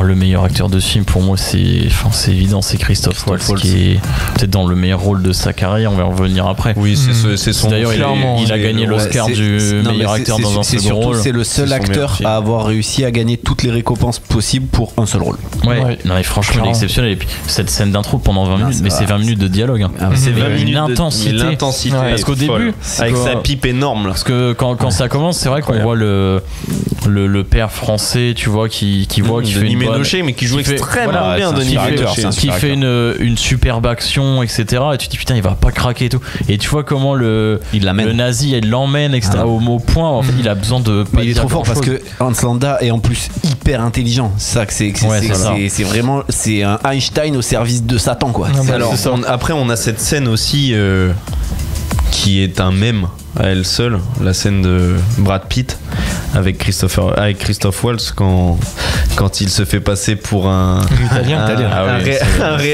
réalisateur italien, Gorlomi, qui se fait cramer en 2 secondes. Comment il s'appelle son collègue, c'est Giuseppe. Alors c'est Giuseppe. Il y a Giuseppe et il y a De Coco. Ah oui. Dominique De Coco. Ouais, Dominique De Coco. Et là il dit Dominique. Ok. C'est le seul qui comprend. Il dit ok. Toi tu sais bien parler italien. Il y a pas de souci. L'autre il parle italien. Brad Pitt, c'est incroyable la façon dont il parle italien. Mais c'est génialissime. Incroyable. C'est vraiment comme quoi c'est les pires plans. Mais et par contre c'est génial.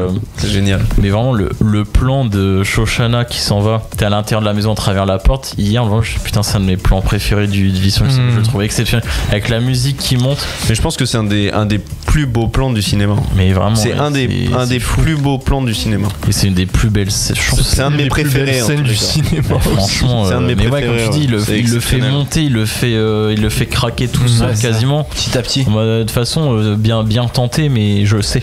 Mais oui, je le sais avec le parallèle avec les rats, etc. Et puis pour le coup, dans ce film-là, on voit le côté brillant des dialogues de Tarantino. Ouais. Là, les dialogues, ils sont mais brillantissimes, quoi. Celle du bar, non mais enfin ce film là dans l'entièreté, il y a une vraie recherche au niveau des dialogues. Alors tous, c'est quand même un marqueur important de Tarantino, hein, la qualité des dialogues, des échanges, etc., le rythme, les blagues, voilà ce qu'il essaye de faire comprendre, etc. Mais dans ce film là encore plus que dans les autres. Ouais, c'est vrai. Franchement, c'est un très très grand succès. Sauf c'est peut-être le film le plus détesté par les fans d'histoire. Je sais pas pourquoi Mais c'est pas un film d'histoire, il s'est fait son trip. Encore une fois, si vous voulez l'histoire de la Seconde Guerre mondiale, allez sur YouTube, laissez le cinéma où il est. Mais Tarantino adore prendre des bouts d'histoire et les modifier totalement. Oui. On va en parler dans pas longtemps. Ouais, et puis il montre bien c'est une période où Hitler est quand même assez inquiet, assez sous tension. Vraiment, on n'a pas l'image du Hitler qu'on peut forcément, que la propagande nous a montré, hyper fier, etc. Il montre vraiment quelqu'un qui sait que la guerre est en train de tourner. D'ailleurs, Hans Landa le sait aussi parce qu'il va essayer. Surtout, c'est ça que je me rappelle. Putain, c'est le mec quand même. Il gardera quand même une belle trace. Mais légère cicatrice loin d'Harry Potter, quoi. Et Mike Myers qui joue le général anglais, Mike Myers qui est Austin Powers, que vous avez peut-être pas reconnu, mais qui est c'est lui qui joue qui est l'acteur d'Austin Powers. C'est lui qui joue le général anglais qui commande. Ok, d'accord. Voilà. Et Jane Kruger qui a failli mourir. Ah ouais. Sur le plan où elle se fait étrangler. Oui, exact. Alors déjà, c'est Tarantino. Les mains qu'on voit, c'est celles de Tarantino. Ah bon. Okay. Et en fait, c'est Hans Landa, donc c'est Christophe Waltz qui doit l'étrangler. Et Tarantino dit non, c'est pas assez réaliste. T'inquiète, je vais le faire. Il le fait, et en fait, quand elle a les yeux qui commencent à partir, le mec est en fait, il l'étrangle vraiment, et elle est vraiment en train de. Mais il a des problèmes quand même. Oui. Légèrement. Et avec les femmes, je pense. C'est qu'on n'a pas parlé, oui, et puis certains de ses amis proches, producteurs de ses films notamment. N'est-ce pas? Ce serait pas Weinstein. Les W. Restons sur le cinéma, messieurs. C'est chaud. Effectivement, gros succès quand même, Glorious Bastards. Et après ça arrive Django Unchained.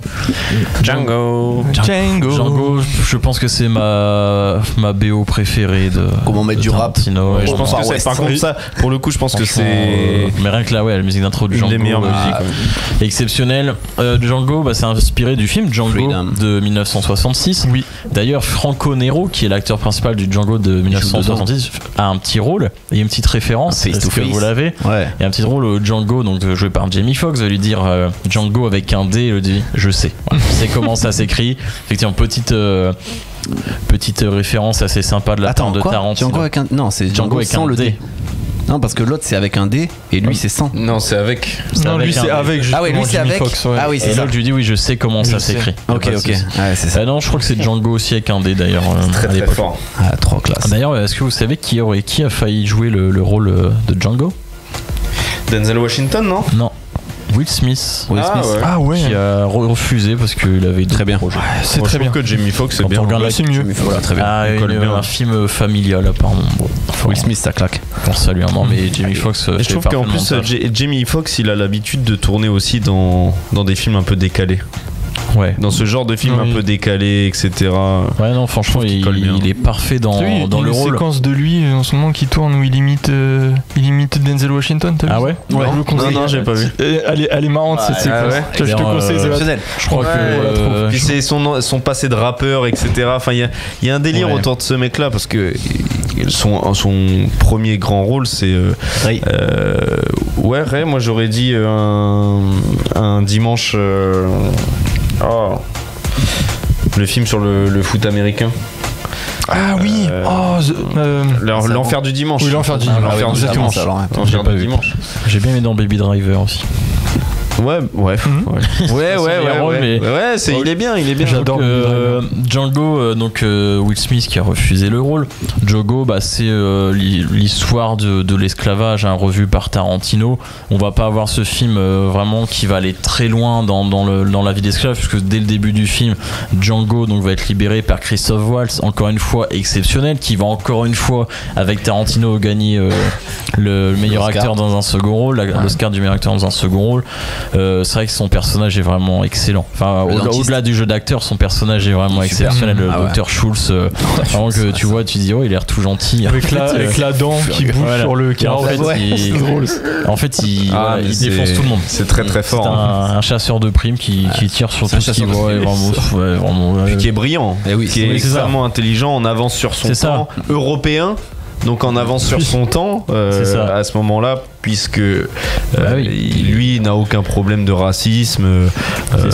Voilà, il ne comprend pas dès le début. Il dit que c'est une connerie, il devrait abolir, etc. Tout à fait.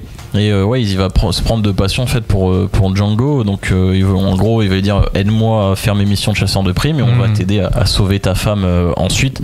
Et Django, encore une fois, une scène d'introduction que je trouve exceptionnelle, qui nous met directement dans le rythme. Où on a ces prisonniers qui marchent avec leurs 2 mètres entre guillemets, avec des grands plans sur le paysage. Est-ce c'est un des points forts dessus. Est-ce qu'on en parle de l'écriture avec le nom, le rouge, etc. Mais vraiment western des années 40, western des années 40. C'est génial. Non, j'ai fait. C'est beau, c'est très très beau.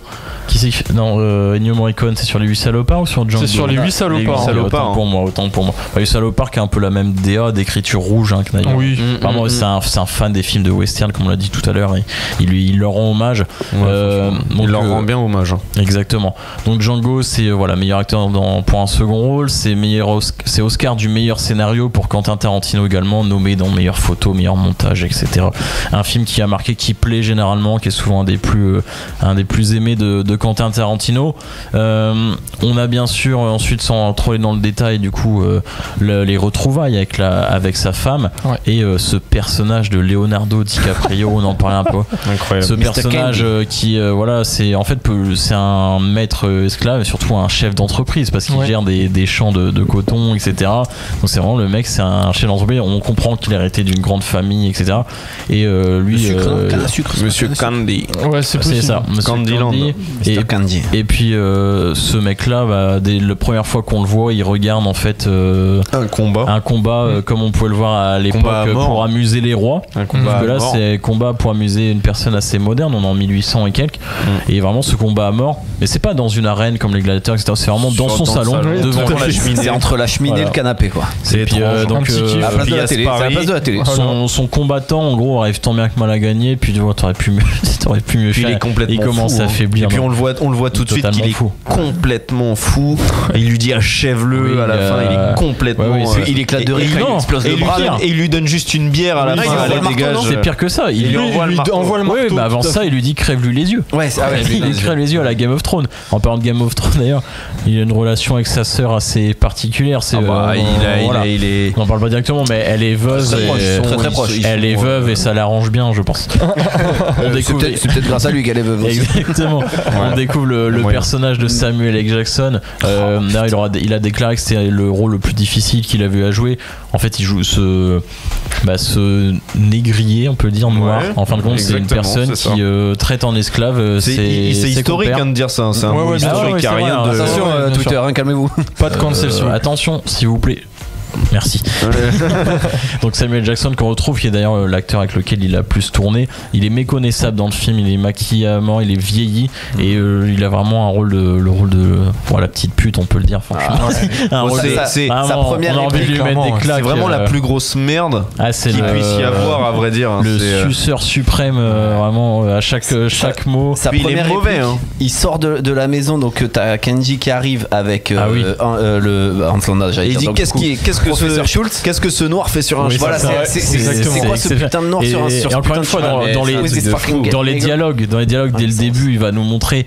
Et d'ailleurs, ce film a été étonnamment plutôt critiqué pour son approche du racisme. Les gens ont reproché à Tarantino d'en avoir un petit peu rigolé, d'en avoir fait l'humour, alors que pourtant il nous montre bien que on est un point, c'est pas le racisme du début des années 1900, ils l'ont pas vu jusqu'à la fin le film pour penser ça. C'est vraiment le racisme, c'est pas parce que dans les années 1900 on voyait un noir dans la rue, il avait pas le droit de monter dans le bus. Là c'est vraiment le noir dans la rue sur un cheval, tout le monde est choqué, tout le monde se demande ce qui se passe.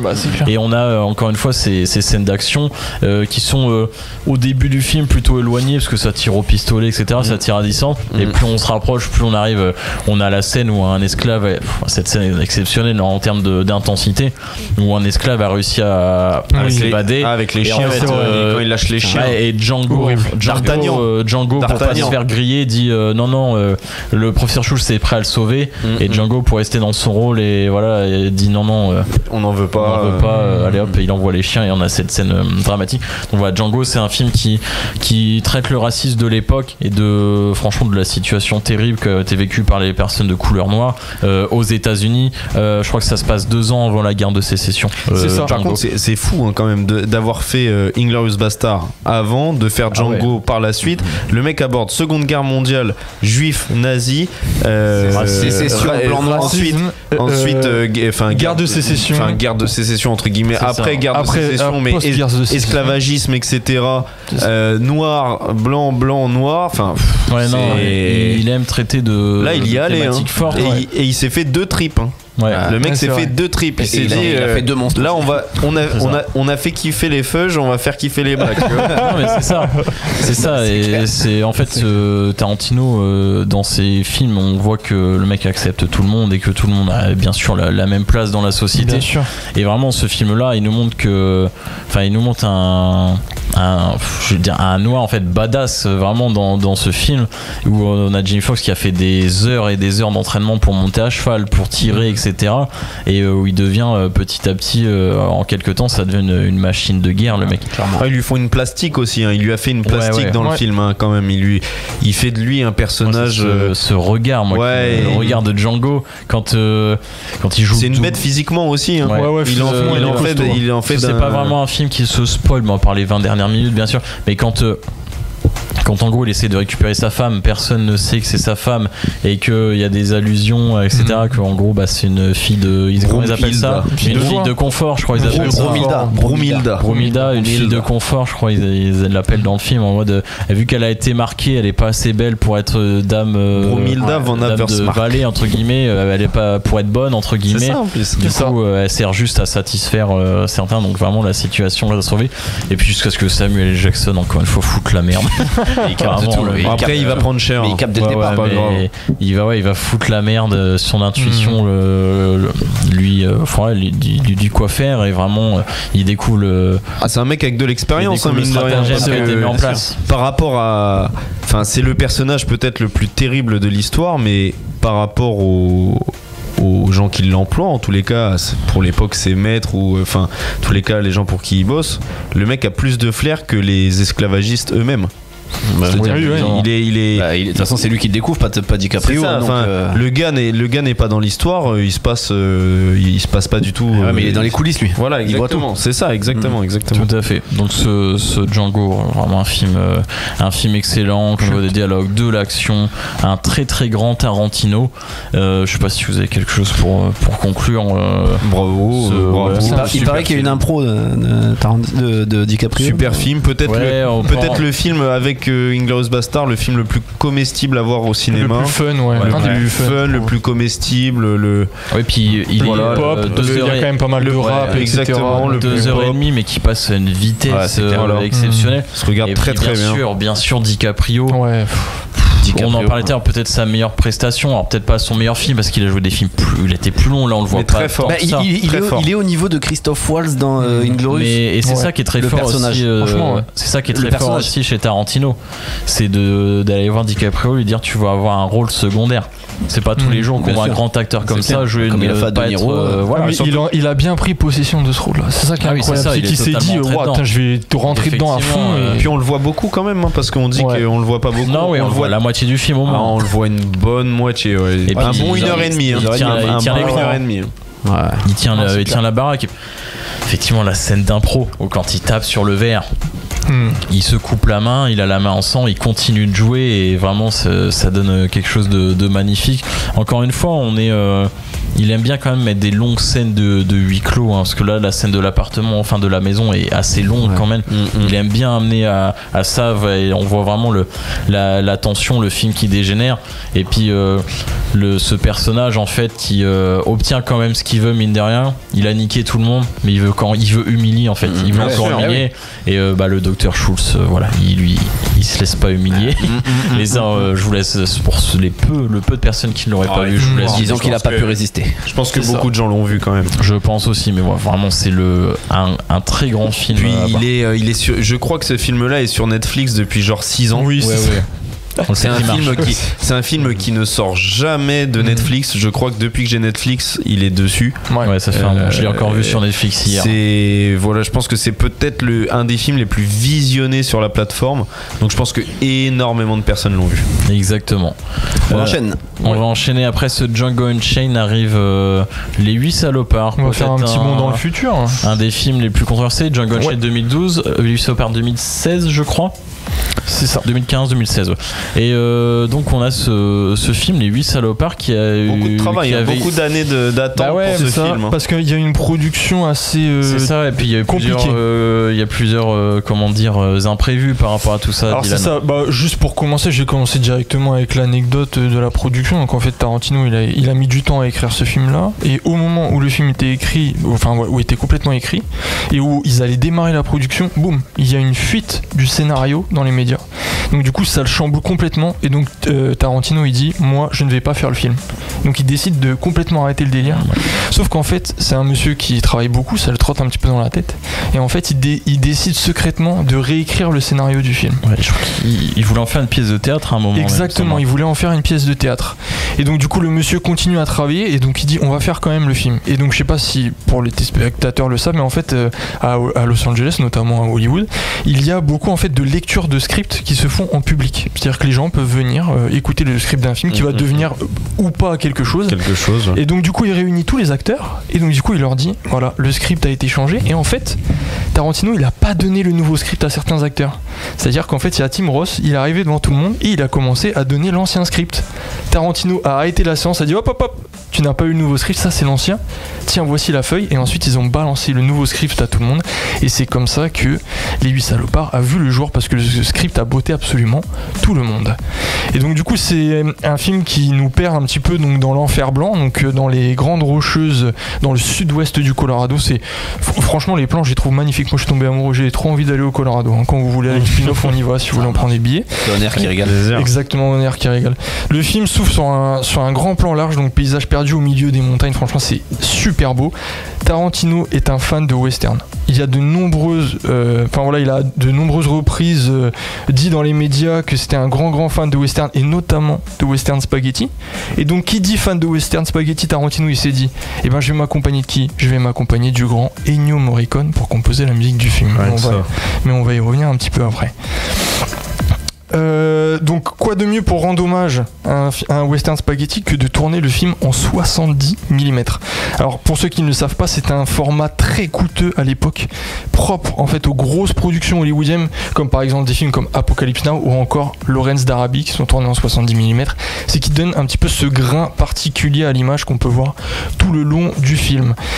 Mais notre cher réalisateur, il s'est également entouré, comme je l'ai dit, de Ennio Morricone, et en fait dès les premiers plans on a une musique angoissante qui nous interpelle, une musique qui monte petit à petit, angoissante, presque claustrophobique, et en fait ça donne vraiment, je trouve, un ton particulier à ce film là, et c'est un truc que moi je reproche beaucoup à Tarantino, parce que c'est quelqu'un qui, quand il fait des BO, il veut faire des films fun, et il reprend beaucoup des grands classiques américains, et là je trouve qu'il y a eu véritablement un vrai travail sur la BO, et tu sens vraiment cette inspiration là. Alors j'ai 2 petites anecdotes pour parler de la BO du film. Déjà, Tarantino il a voulu donner une vraie ambiance horreur à son film grâce à 2 musiques qui sont présentes. Dès le début du film, on a une musique présente dans L'Exorciste 2 qui est le Regan Theme. Et en fait, il y a une toute petite séquence avec un carrosse où on voit des chevaux. Et en fait, Tarantino, il a réutilisé cette musique-là pour cette séquence. Et je trouve que voilà, ça donne un petit effet, en même temps un petit rappel pour les kiffeurs de cinéma, tu vois. Et il y a une autre musique qui est utilisée dans les 8 salopards, une musique qui s'appelle Bestiality. Et Bestiality, c'est un morceau composé également par Ennio Morricone dans la BO de The Thing. D'accord. De John Carpenter, avec la présence de Kurt Russell dedans. Mais Bestiality, c'est une musique qui n'était pas présente dans le film The Thing. C'est un morceau qui a été mis dans la BO, mais qui n'avait pas été utilisé au montage. Et donc Ennio Morricone, il a dit à Tarantino, ah bon, tu veux une musique d'horreur ? Bah tiens, j'en ai composé une, on s'en est jamais servi. Et donc, 40 ans. Et donc du coup, il nous l'a remis. Et donc on va dans une très grande scène qui est pour moi la scène qui fait exploser le film. Et donc voilà, c'est quand même, il y a quand même toute une ambiance qui est mise en place et qui donne un peu un ton particulier à ce film-là, que ce soit au niveau du son et de l'image. Donc pour ce qui est du scénario, c'est un film qui se passe plusieurs années après la guerre de sécession. On a John Roos, qui est un chasseur de primes réputé, qui accompagne sa proie Daisy Domergue, ou Domergue en fonction de la traduction, qui est incarnée par Jennifer Jason Leigh. Et en fait, lui, il veut l'amener dans la ville de Red Rock, qui est située dans le comté du Wyoming, c'est une vraie ville, afin que celui-ci puisse récupérer la prime de Daisy et qu'elle soit pendue. Parce que c'est un petit peu sa particularité à John Roos, c'est qu'en fait on l'appelle le bourreau. C'est-à-dire que lui, il ne tue pas ses victimes, il les prend vivantes, il les amène à Red Rock et il les regarde se faire pendre. Et donc on a le cocher, Obi Jackson, qui tente tant bien que mal d'amener tout le monde en vie jusqu'à Red Rock. Mais alors que les personnages progressent jusqu'à leur destination, nous avons un homme assis sur un tas de cadavres qui leur barre la route, qui est Samuel Jackson. Donc Samuel Jackson qui incarne le Major Marquis Warren, qui est un ancien héros de guerre en fait reconverti en chasseur de primes et qui veut également se rendre à Red Rock afin de récupérer son dû pour les 3 cadavres qui sont présents à côté de lui. Bien évidemment, John Roos va se méfier, il va se dire oh putain, lui il va sûrement piquer ma prime. Et donc une rencontre comme celle-là au milieu de l'enfer blanc ne peut pas être un hasard. Et donc du coup il va beaucoup se méfier de ce personnage-là, ce qui va être un peu le sujet d'une longue scène au début du film. Et donc du coup après une longue période d'hésitation et après l'avoir désarmé, il accepte de continuer sa route avec le Major Marcus Warren jusqu'à la fameuse auberge de Minnie qui va donner lieu à un véritable huis clos. Je vais pas trop m'étendre sur le reste du scénario parce que il y a quand même des éléments qui tiltent et qui renversent un petit peu le truc. Mais ce qu'il faut savoir, c'est qu'il y a à peu près entre 30 et 45 minutes d'intro jusqu'à l'arrivée d'une scène de huis clos qui dure plus de 2 heures. Et donc c'est un vrai western spaghetti très lent qui pour moi rend hommage un peu au western spaghetti de l'époque qu'on connaît. Et donc qui a une ambiance très particulière. Je pense que c'est pour ça que les gens ont pas vraiment surkiffé le film comme tout. Il est pas aussi fun. Les gens aiment pas trop on utilise ce terme, mais je trouve que c'est un des films les moins accessibles de Tarantino. Parce qu'il y a quand même beaucoup de références à la guerre de sécession, il y a quand même une véritable contextualisation avec beaucoup de name dropping que nous en Europe on connaît pas, mais qui sont des grands personnages de la guerre de sécession connus, etc. Et je pense que c'est pour ça que c'est un film qui a pas trop marché, mais moi c'est un film que j'aime beaucoup parce qu'il y a une dernière partie du film qui, comme la plupart des films de Tarantino, explose littéralement avec la mort d'un des personnages qui est absolument iconique, et on a toujours cette musique d'horreur qui vient accompagner tout ça. Après il a été apprécié hein. Il a été apprécié. Il a quand même été apprécié, bien noté, apprécié, visionné aussi. Mais c'est quand même un film qui a amené beaucoup de critiques par sa lenteur. Il faut le dire, c'est un film qui dure 2h40, même je crois presque 2h50, et qui est pareil, qui est fait en plusieurs actes. C'est pas linéaire. À un moment donné, on va dans le passé, ensuite on revient dans le présent, etc. Beaucoup de gens ont préféré les 8 salopards que Once Upon a Time in Hollywood hein. Moi je fais partie de ces gens-là. Ouais, après voilà. Je trouve. Au niveau du il est un peu mieux noté les 8 salopards quand même que Once Upon a Time in Hollywood. Tu vois, ça reste du 3,8 hein, pour Once Upon, ça reste du très très bon. Moi personnellement, c'est le film que j'apprécie le moins de Tarantino. Moi aussi, ouais. Je trouve que autant effectivement Boulevard de la Mort était une expérience, ça reste quand même court.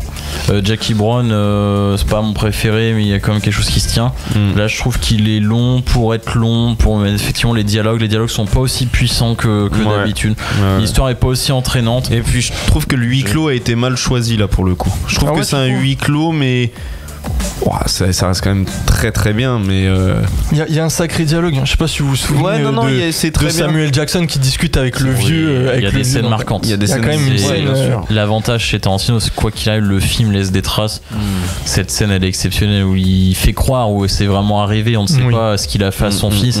Cette scène, elle est magistrale. Pour moi, c'est la meilleure du film de toute façon. Oui, largement. Mais voilà, le reste m'a pas personnellement choqué. Bon, pas emballé. Voilà, mais je pense que c'est un peu. Mais c'est très. Il y en a qui ont apprécié. Ça reste un bon film. Faudrait que je me le refasse. Je me suis pas fait. Je l'ai vu il y a pas longtemps. Si je l'ai vu qu'une fois à l'époque où il est sorti. Honnêtement, il faut quand même du courage pour se le refaire. Je vous le dis, il est quand même très lent. 2h50. Mais ça reste un Tarantino. Tu vois, tu vas quand même trouver des trucs que t'avais peut-être pas forcément aimé la première fois et que tu vas dire ah putain merde, j'avais pas vu ça comme ça. Le problème de ce film-là, c'est que la première heure est très très longue. Elle est très longue. La première heure, elle est très longue. C'est dur de se mettre dedans. C'est ça. Je me dis, c'est pas facile. Alors que Once Upon a Time, mine de rien, même si le film est long, on y arrive. On est quand même porté par vraiment cette ambiance, etc. Dès le début, on a envie de savoir, on a envie de comprendre, on a envie de savoir. Mais j'ai été peut-être fatigué quand j'ai regardé. Je lui redonnerai une chance un jour, mais pas tout de suite. C'est un film qui quand même qui est moins fun que d'autres, mais voilà, mais qui te met bien dans l'ambiance générale, visuelle et notamment l'audio. Pour moi, c'est une des meilleures BO dans les films de Tarantino. Après, la caméra, je vous conseille de la réécouter. Ennio Morricone, l'image est très très belle. Franchement, c'est quali, c'est vraiment quali. On chipote sur des détails. Mais moi, le détail principal d'une histoire, c'est que ça nous amuse un minimum. Là, je suis pas senti emballé. Bon, on parlait de Once Upon a Time in Hollywood, donc le dernier film 2019, ça commence à faire Quentin. On attend. J'imagine pas quand il aura fait son dernier film et qu'on sera dans le vide. Once Upon a Time in Hollywood, Zach, qu'est-ce que tu as à nous dire? Once Upon a Time in Hollywood, le dernier, peut-être le film qui provoque le plus de contradictions chez en tous les cas chez les adorateurs, les spectateurs, les adorateurs de Tarantino. Peut-être le film avec le plus grand casting de Tarantino à la base, peut-être le film avec le plus gros casting dans tous les cas. On est quand même sur 3 acteurs principaux, peut-être les 3 meilleurs acteurs des 15 dernières années, que ce soit hommes et femmes confondus, donc leur génération, Brad Pitt, DiCaprio et Sharon Tate, Margot Robbie, exceptionnel. Histoire très simple, il s'est pas pris la tête. Un acteur déchu, un cascadeur, son meilleur copain, Los Angeles, dans la fin des années 60, l'histoire de Roman Polanski. Et voilà. Je vais pas en dire plus parce que pour le coup, c'est un film qui est assez récent. Peut-être que tout le monde ne l'a pas forcément vu. Je vous donne le contexte général. Je vais pas spoiler pour le coup. Ça se spoil pas beaucoup. Enfin, ça se spoil. C'est pas une histoire linéaire en mode il y a une quête, etc. Non, du tout. C'est un moment de vie avec les 3 personnages, les 3 histoires séparés qui se rejoignent à la fin, encore une fois. C'est ça. On a pour moi un DiCaprio qui nous joue magistral, fantastique, qui nous joue l'acteur en galère, l'acteur Rick Dalton. Rick Dalton avec encore un mème. C'est un mème par film. L'acteur sur la fin, le grand acteur des années 60 qui a joué dans des films à consonance italienne pendant un moment. C'est un acteur des années 50, non ? Ouais, un acteur des années 50 qui passe dans les années 60 difficilement, qui passe dans les années 60 difficilement, etc. On voit son meilleur copain qui vit dans sa caravane avec son chien, etc. C'est un cascadeur surtout qui a le boulot et qui est homme de main en fait. Et qui joue à la fois le psychologue, le meilleur pote, le chauffeur, voilà. Et puis un DiCaprio totalement déconnecté jusqu'à la fin du film, puisque la meilleure scène du film, c'est en fait et je ne vais pas spoil encore, mais c'est l'incompréhension complète de DiCaprio qui pète un câble totalement, mais je vais pas m'étendre là-dessus. Il se passe un truc de fou, il a la musique dans les oreilles. Il se passe une folie, il a la musique dans les oreilles. On a vraiment cette histoire, cette narration autour de la secte de Manson, la secte sataniste, donc qui a assassiné, on le sait, dans la vie réelle, Sharon Tate, enceinte de Polanski, enceinte de Roman Polanski, en fin des années 60 d'ailleurs, il y a eu quand même un petit mensonge quand même sur la communication du film, parce qu'ils nous en ont fait des tonnes sur cette histoire, sur l'assassinat. Bien sûr. Alors qu'au final, il est là tout le film. Mais disons après, on a aussi donc toute cette photographie d'un Los Angeles donc fin des années 60 avec bien évidemment ces belles voitures, ces grandes étendues désertiques aussi. On va sur les lieux de tournage. On va dans les studios, on va dans les plateaux, on va à North Hollywood, on va dans tous ces endroits emblématiques. Quand on pense à Los Angeles, on voit tout ce contexte-là, toute cette belle photographie. Margot Robbie, elle est incroyable, exceptionnelle. Elle est incroyable dans le film, elle est ressemblante à Sharon Tate, et puis elle se glisse dans le personnage, mais on a envie de l'aimer en fait, mais magnifiquement. On a ces fêtes à Hollywood avec Steve McQueen, on a ce Steve McQueen en soirée, on a Kurt Russell, il y a énormément de rappel en tous les cas à cette époque. C'est la pop culture complète qu'ils ont inséré dans le film. C'est un film sur Hollywood. Et d'ailleurs, je pense qu'il devait déjà être en écriture à ce moment-là. Mais je pense que ce film a aidé grandement aussi à réaliser Babylone derrière. Bien sûr. Tous les mêmes thèmes. Alors bien sûr, 2019, le film sort 2 ans après, donc je pense qu'il était déjà. Non, il sort plus tard. Mais je pense qu'il était déjà en écriture. Mais je pense qu'il a fortement aidé aussi. Bien sûr. Que Chazelle, du moins, l'a conforté à aller sur ce thème-là. Bien sûr. On retrouve tous les codes, tous les mythes de Hollywood en fait. Les plateaux de cinéma, les soirées privées, tu vois, les trucs un peu mystérieux. Ce que j'ai Bruce Lee, la scène la scène est exceptionnelle de ce DiCaprio qui se fait complimenter par la petite gamine qui est exceptionnelle, la petite fille, et qui pleure, peut-être pour moi une des plus belles scènes de DiCaprio dans le cinéma, de tout ce qu'il a fait, peut-être pour moi la scène la plus, et je trouve que cette scène là, elle est aussi j'ai l'impression qu'il la joue aussi pour lui, DiCaprio. Je sais pas comment vous l'avez ressenti, mais moi quand je vois ça, je vois pas l'acteur dans Once Upon a Time in Hollywood, je vois DiCaprio qui remercie en fait, qui transmet en tous les cas merci, et il nous le fait comprendre à la caméra dans le film, et je l'ai ressenti aussi personnellement. Voilà. Ouais, après il faut savoir que ça a quand même beaucoup évolué. Est-ce qu'aujourd'hui un acteur peut avoir une carrière sur 80 ans, alors qu'avant, c'est vrai que dès qu'il était plus dans le mood de film d'action, et puis les genres changeaient tellement, et ça parle aussi de ça. On a cette scène à la fin, donc je vais pas trop spoiler, mais cette scène à la fin de bagarre animalière et de bagarre humaine aussi, qui est exceptionnelle. Avant cette scène, justement, comment il s'appelle, Brad Pitt, qui fume une clope à l'héros. Ah oui. Et qui a ce début LSD, de défonce avec le LSD, oui pardon. Trempé dans le LSD. Wow. C'est incroyable, c'est exceptionnel. Vraiment, il y a des scènes exceptionnelles, on pourra en parler longtemps. Et vraiment, en plus, cette fin, en mode, lui, son rêve, c'était d'être invité chez Polanski, qui est son nouveau voisin. Et à la fin, il se passe un truc de fou.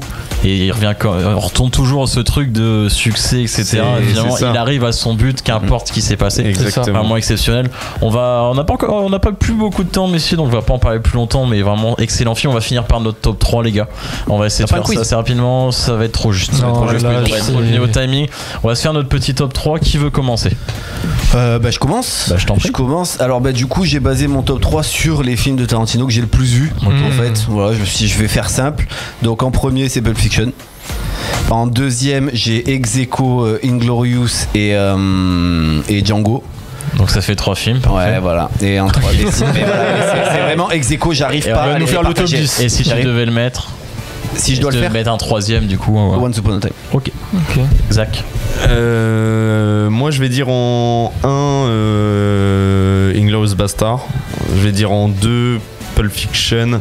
Et je vais dire en 3. C'est dur, hein. C'est très très dur. Je vais dire en 3. Oh putain. Allez, pour Kill Bill 2. Ok, moi c'était vraiment dur. Je me suis arraché la tête tout le week-end. Pour moi il y a 6 films où j'ai mis la même note. Est-ce que je peux juste te dire avant de te laisser la parole, est-ce que je peux juste te dire pourquoi je mets Kill Bill 2 juste pour le cinéma de genre qu'il nous a apporté. Voilà, c'est juste pour ça. Très bien. Pour ma part ça a été très très dur. Du coup à un moment je passais au-delà de l'affect, j'essaie d'analyser plusieurs choses. Je pense que si demain je devais m'en refaire un assez rapidement, ce serait Kill Bill. Donc en top 1 je vais mettre Kill Bill. J'avais bien aimé à l'époque, mais je l'ai revu là, j'ai vraiment c'est couillu, c'est couillu, j'ai vraiment surkiffé. Et je pense que c'est vraiment la profondeur de réalisation qui m'a touché. En 2 Once Upon a Time in Hollywood, que je ne pensais pas retrouver là, mais vraiment mon deuxième visionnage d'hier. Très bon, hein. J'ai trouvé vraiment ça excellent. Il est étonnant ce film. C'est aussi un de ses films c'est un de ses films les plus réalistes entre guillemets, un cinéma qui me plaît plus. Parce que Django, tu veux le mettre aussi. Et en 3 Django obligé. Ah donc tu mets pas Pulp Fiction toi, c'est marrant. Je mets pas Pulp Fiction parce que comme je l'ai dit, c'est un film que j'ai découvert assez tard. Au bûcher. Mais je suis obligé de le mettre. C'est un film que. Mais en fait, voilà. Alors pour savoir, j'ai mis aucun film à 5 étoiles étonnamment. Il y en a aucun qui est rentré non plus qui m'a. Pulp Fiction, Inglourious Bastard 5 pour moi. Je reconnais que ce sont des chefs-d'œuvre. Pour moi, c'est un peu au-dessus. Pour moi, le 5 vraiment qui m'émeut à un certain point et j'ai pas été jusque-là, même si ça reste des excellents films. Bah écoute, pour moi ce sera en 1 Pulp Fiction je pense, Inglourious Basterds en 2 et je vais quand même mettre Les 8 salopards en 3 même si c'est un peu scandaleux pour certains, mais j'aime bien la propale et je suis assez fan de western et je trouve qu'il a apporté un vrai truc. Si, en tous les cas, nous trois, peut-être pas Jérémy, mais on va mettre quand même Pulp Fiction et Inglourious Basterds en 1 et 2 ou en 2 et 1, etc. Et puis le troisième, à vrai dire, c'est toujours c'est une préférence. C'est un peu toujours celui que tu préfères ou que tu reconnais, etc. Le style qui te correspond. Quasiment tous les autres pour moi sont à peu près du même niveau. Oui, c'est vrai. Exactement. Avec peut-être en les 2 derniers, Boulevard de la Mort et Les 8 salopards. Pour moi, bien sûr. Jackie Brown. Et Jackie Brown surtout. Voilà les 3 peut-être. Pour moi, j'ai les dissociés, les 3. Voilà, les 3 ils sont peut-être un peu moins bien que les autres et on en a vraiment 2 qui se démarquent tout en haut. Moi j'en ai plus, mais c'est chacun son avis. Allez, je finis. J'avais une question, comme ça on lâche l'anecdote. Dans quel film peut-on apercevoir Jonah Hill? Dans Django. Exactement. Et on finit, c'était un épisode. Waouh, il est fort. Entertainment, mesdames et messieurs. Voilà. Excellente émission, j'espère que vous l'avez appréciée. C'était top. Merci à tous, merci Dylan, merci Zach, merci Eto. On se retrouve le lundi 16 décembre pour le spécial Disney. On va traiter de Vaiana 2 et de la sortie prochaine de Mufasa 2. Je vous souhaite à tous une excellente soirée. Vous pouvez retrouver tout ça en podcast. Merci à l'équipe On Air encore une fois pour cette émission. Merci à tous ceux qui nous suivent. Suivez-nous sur Instagram, TikTok, sur Spin-off. On conseille un film par jour. Très bonne soirée à vous.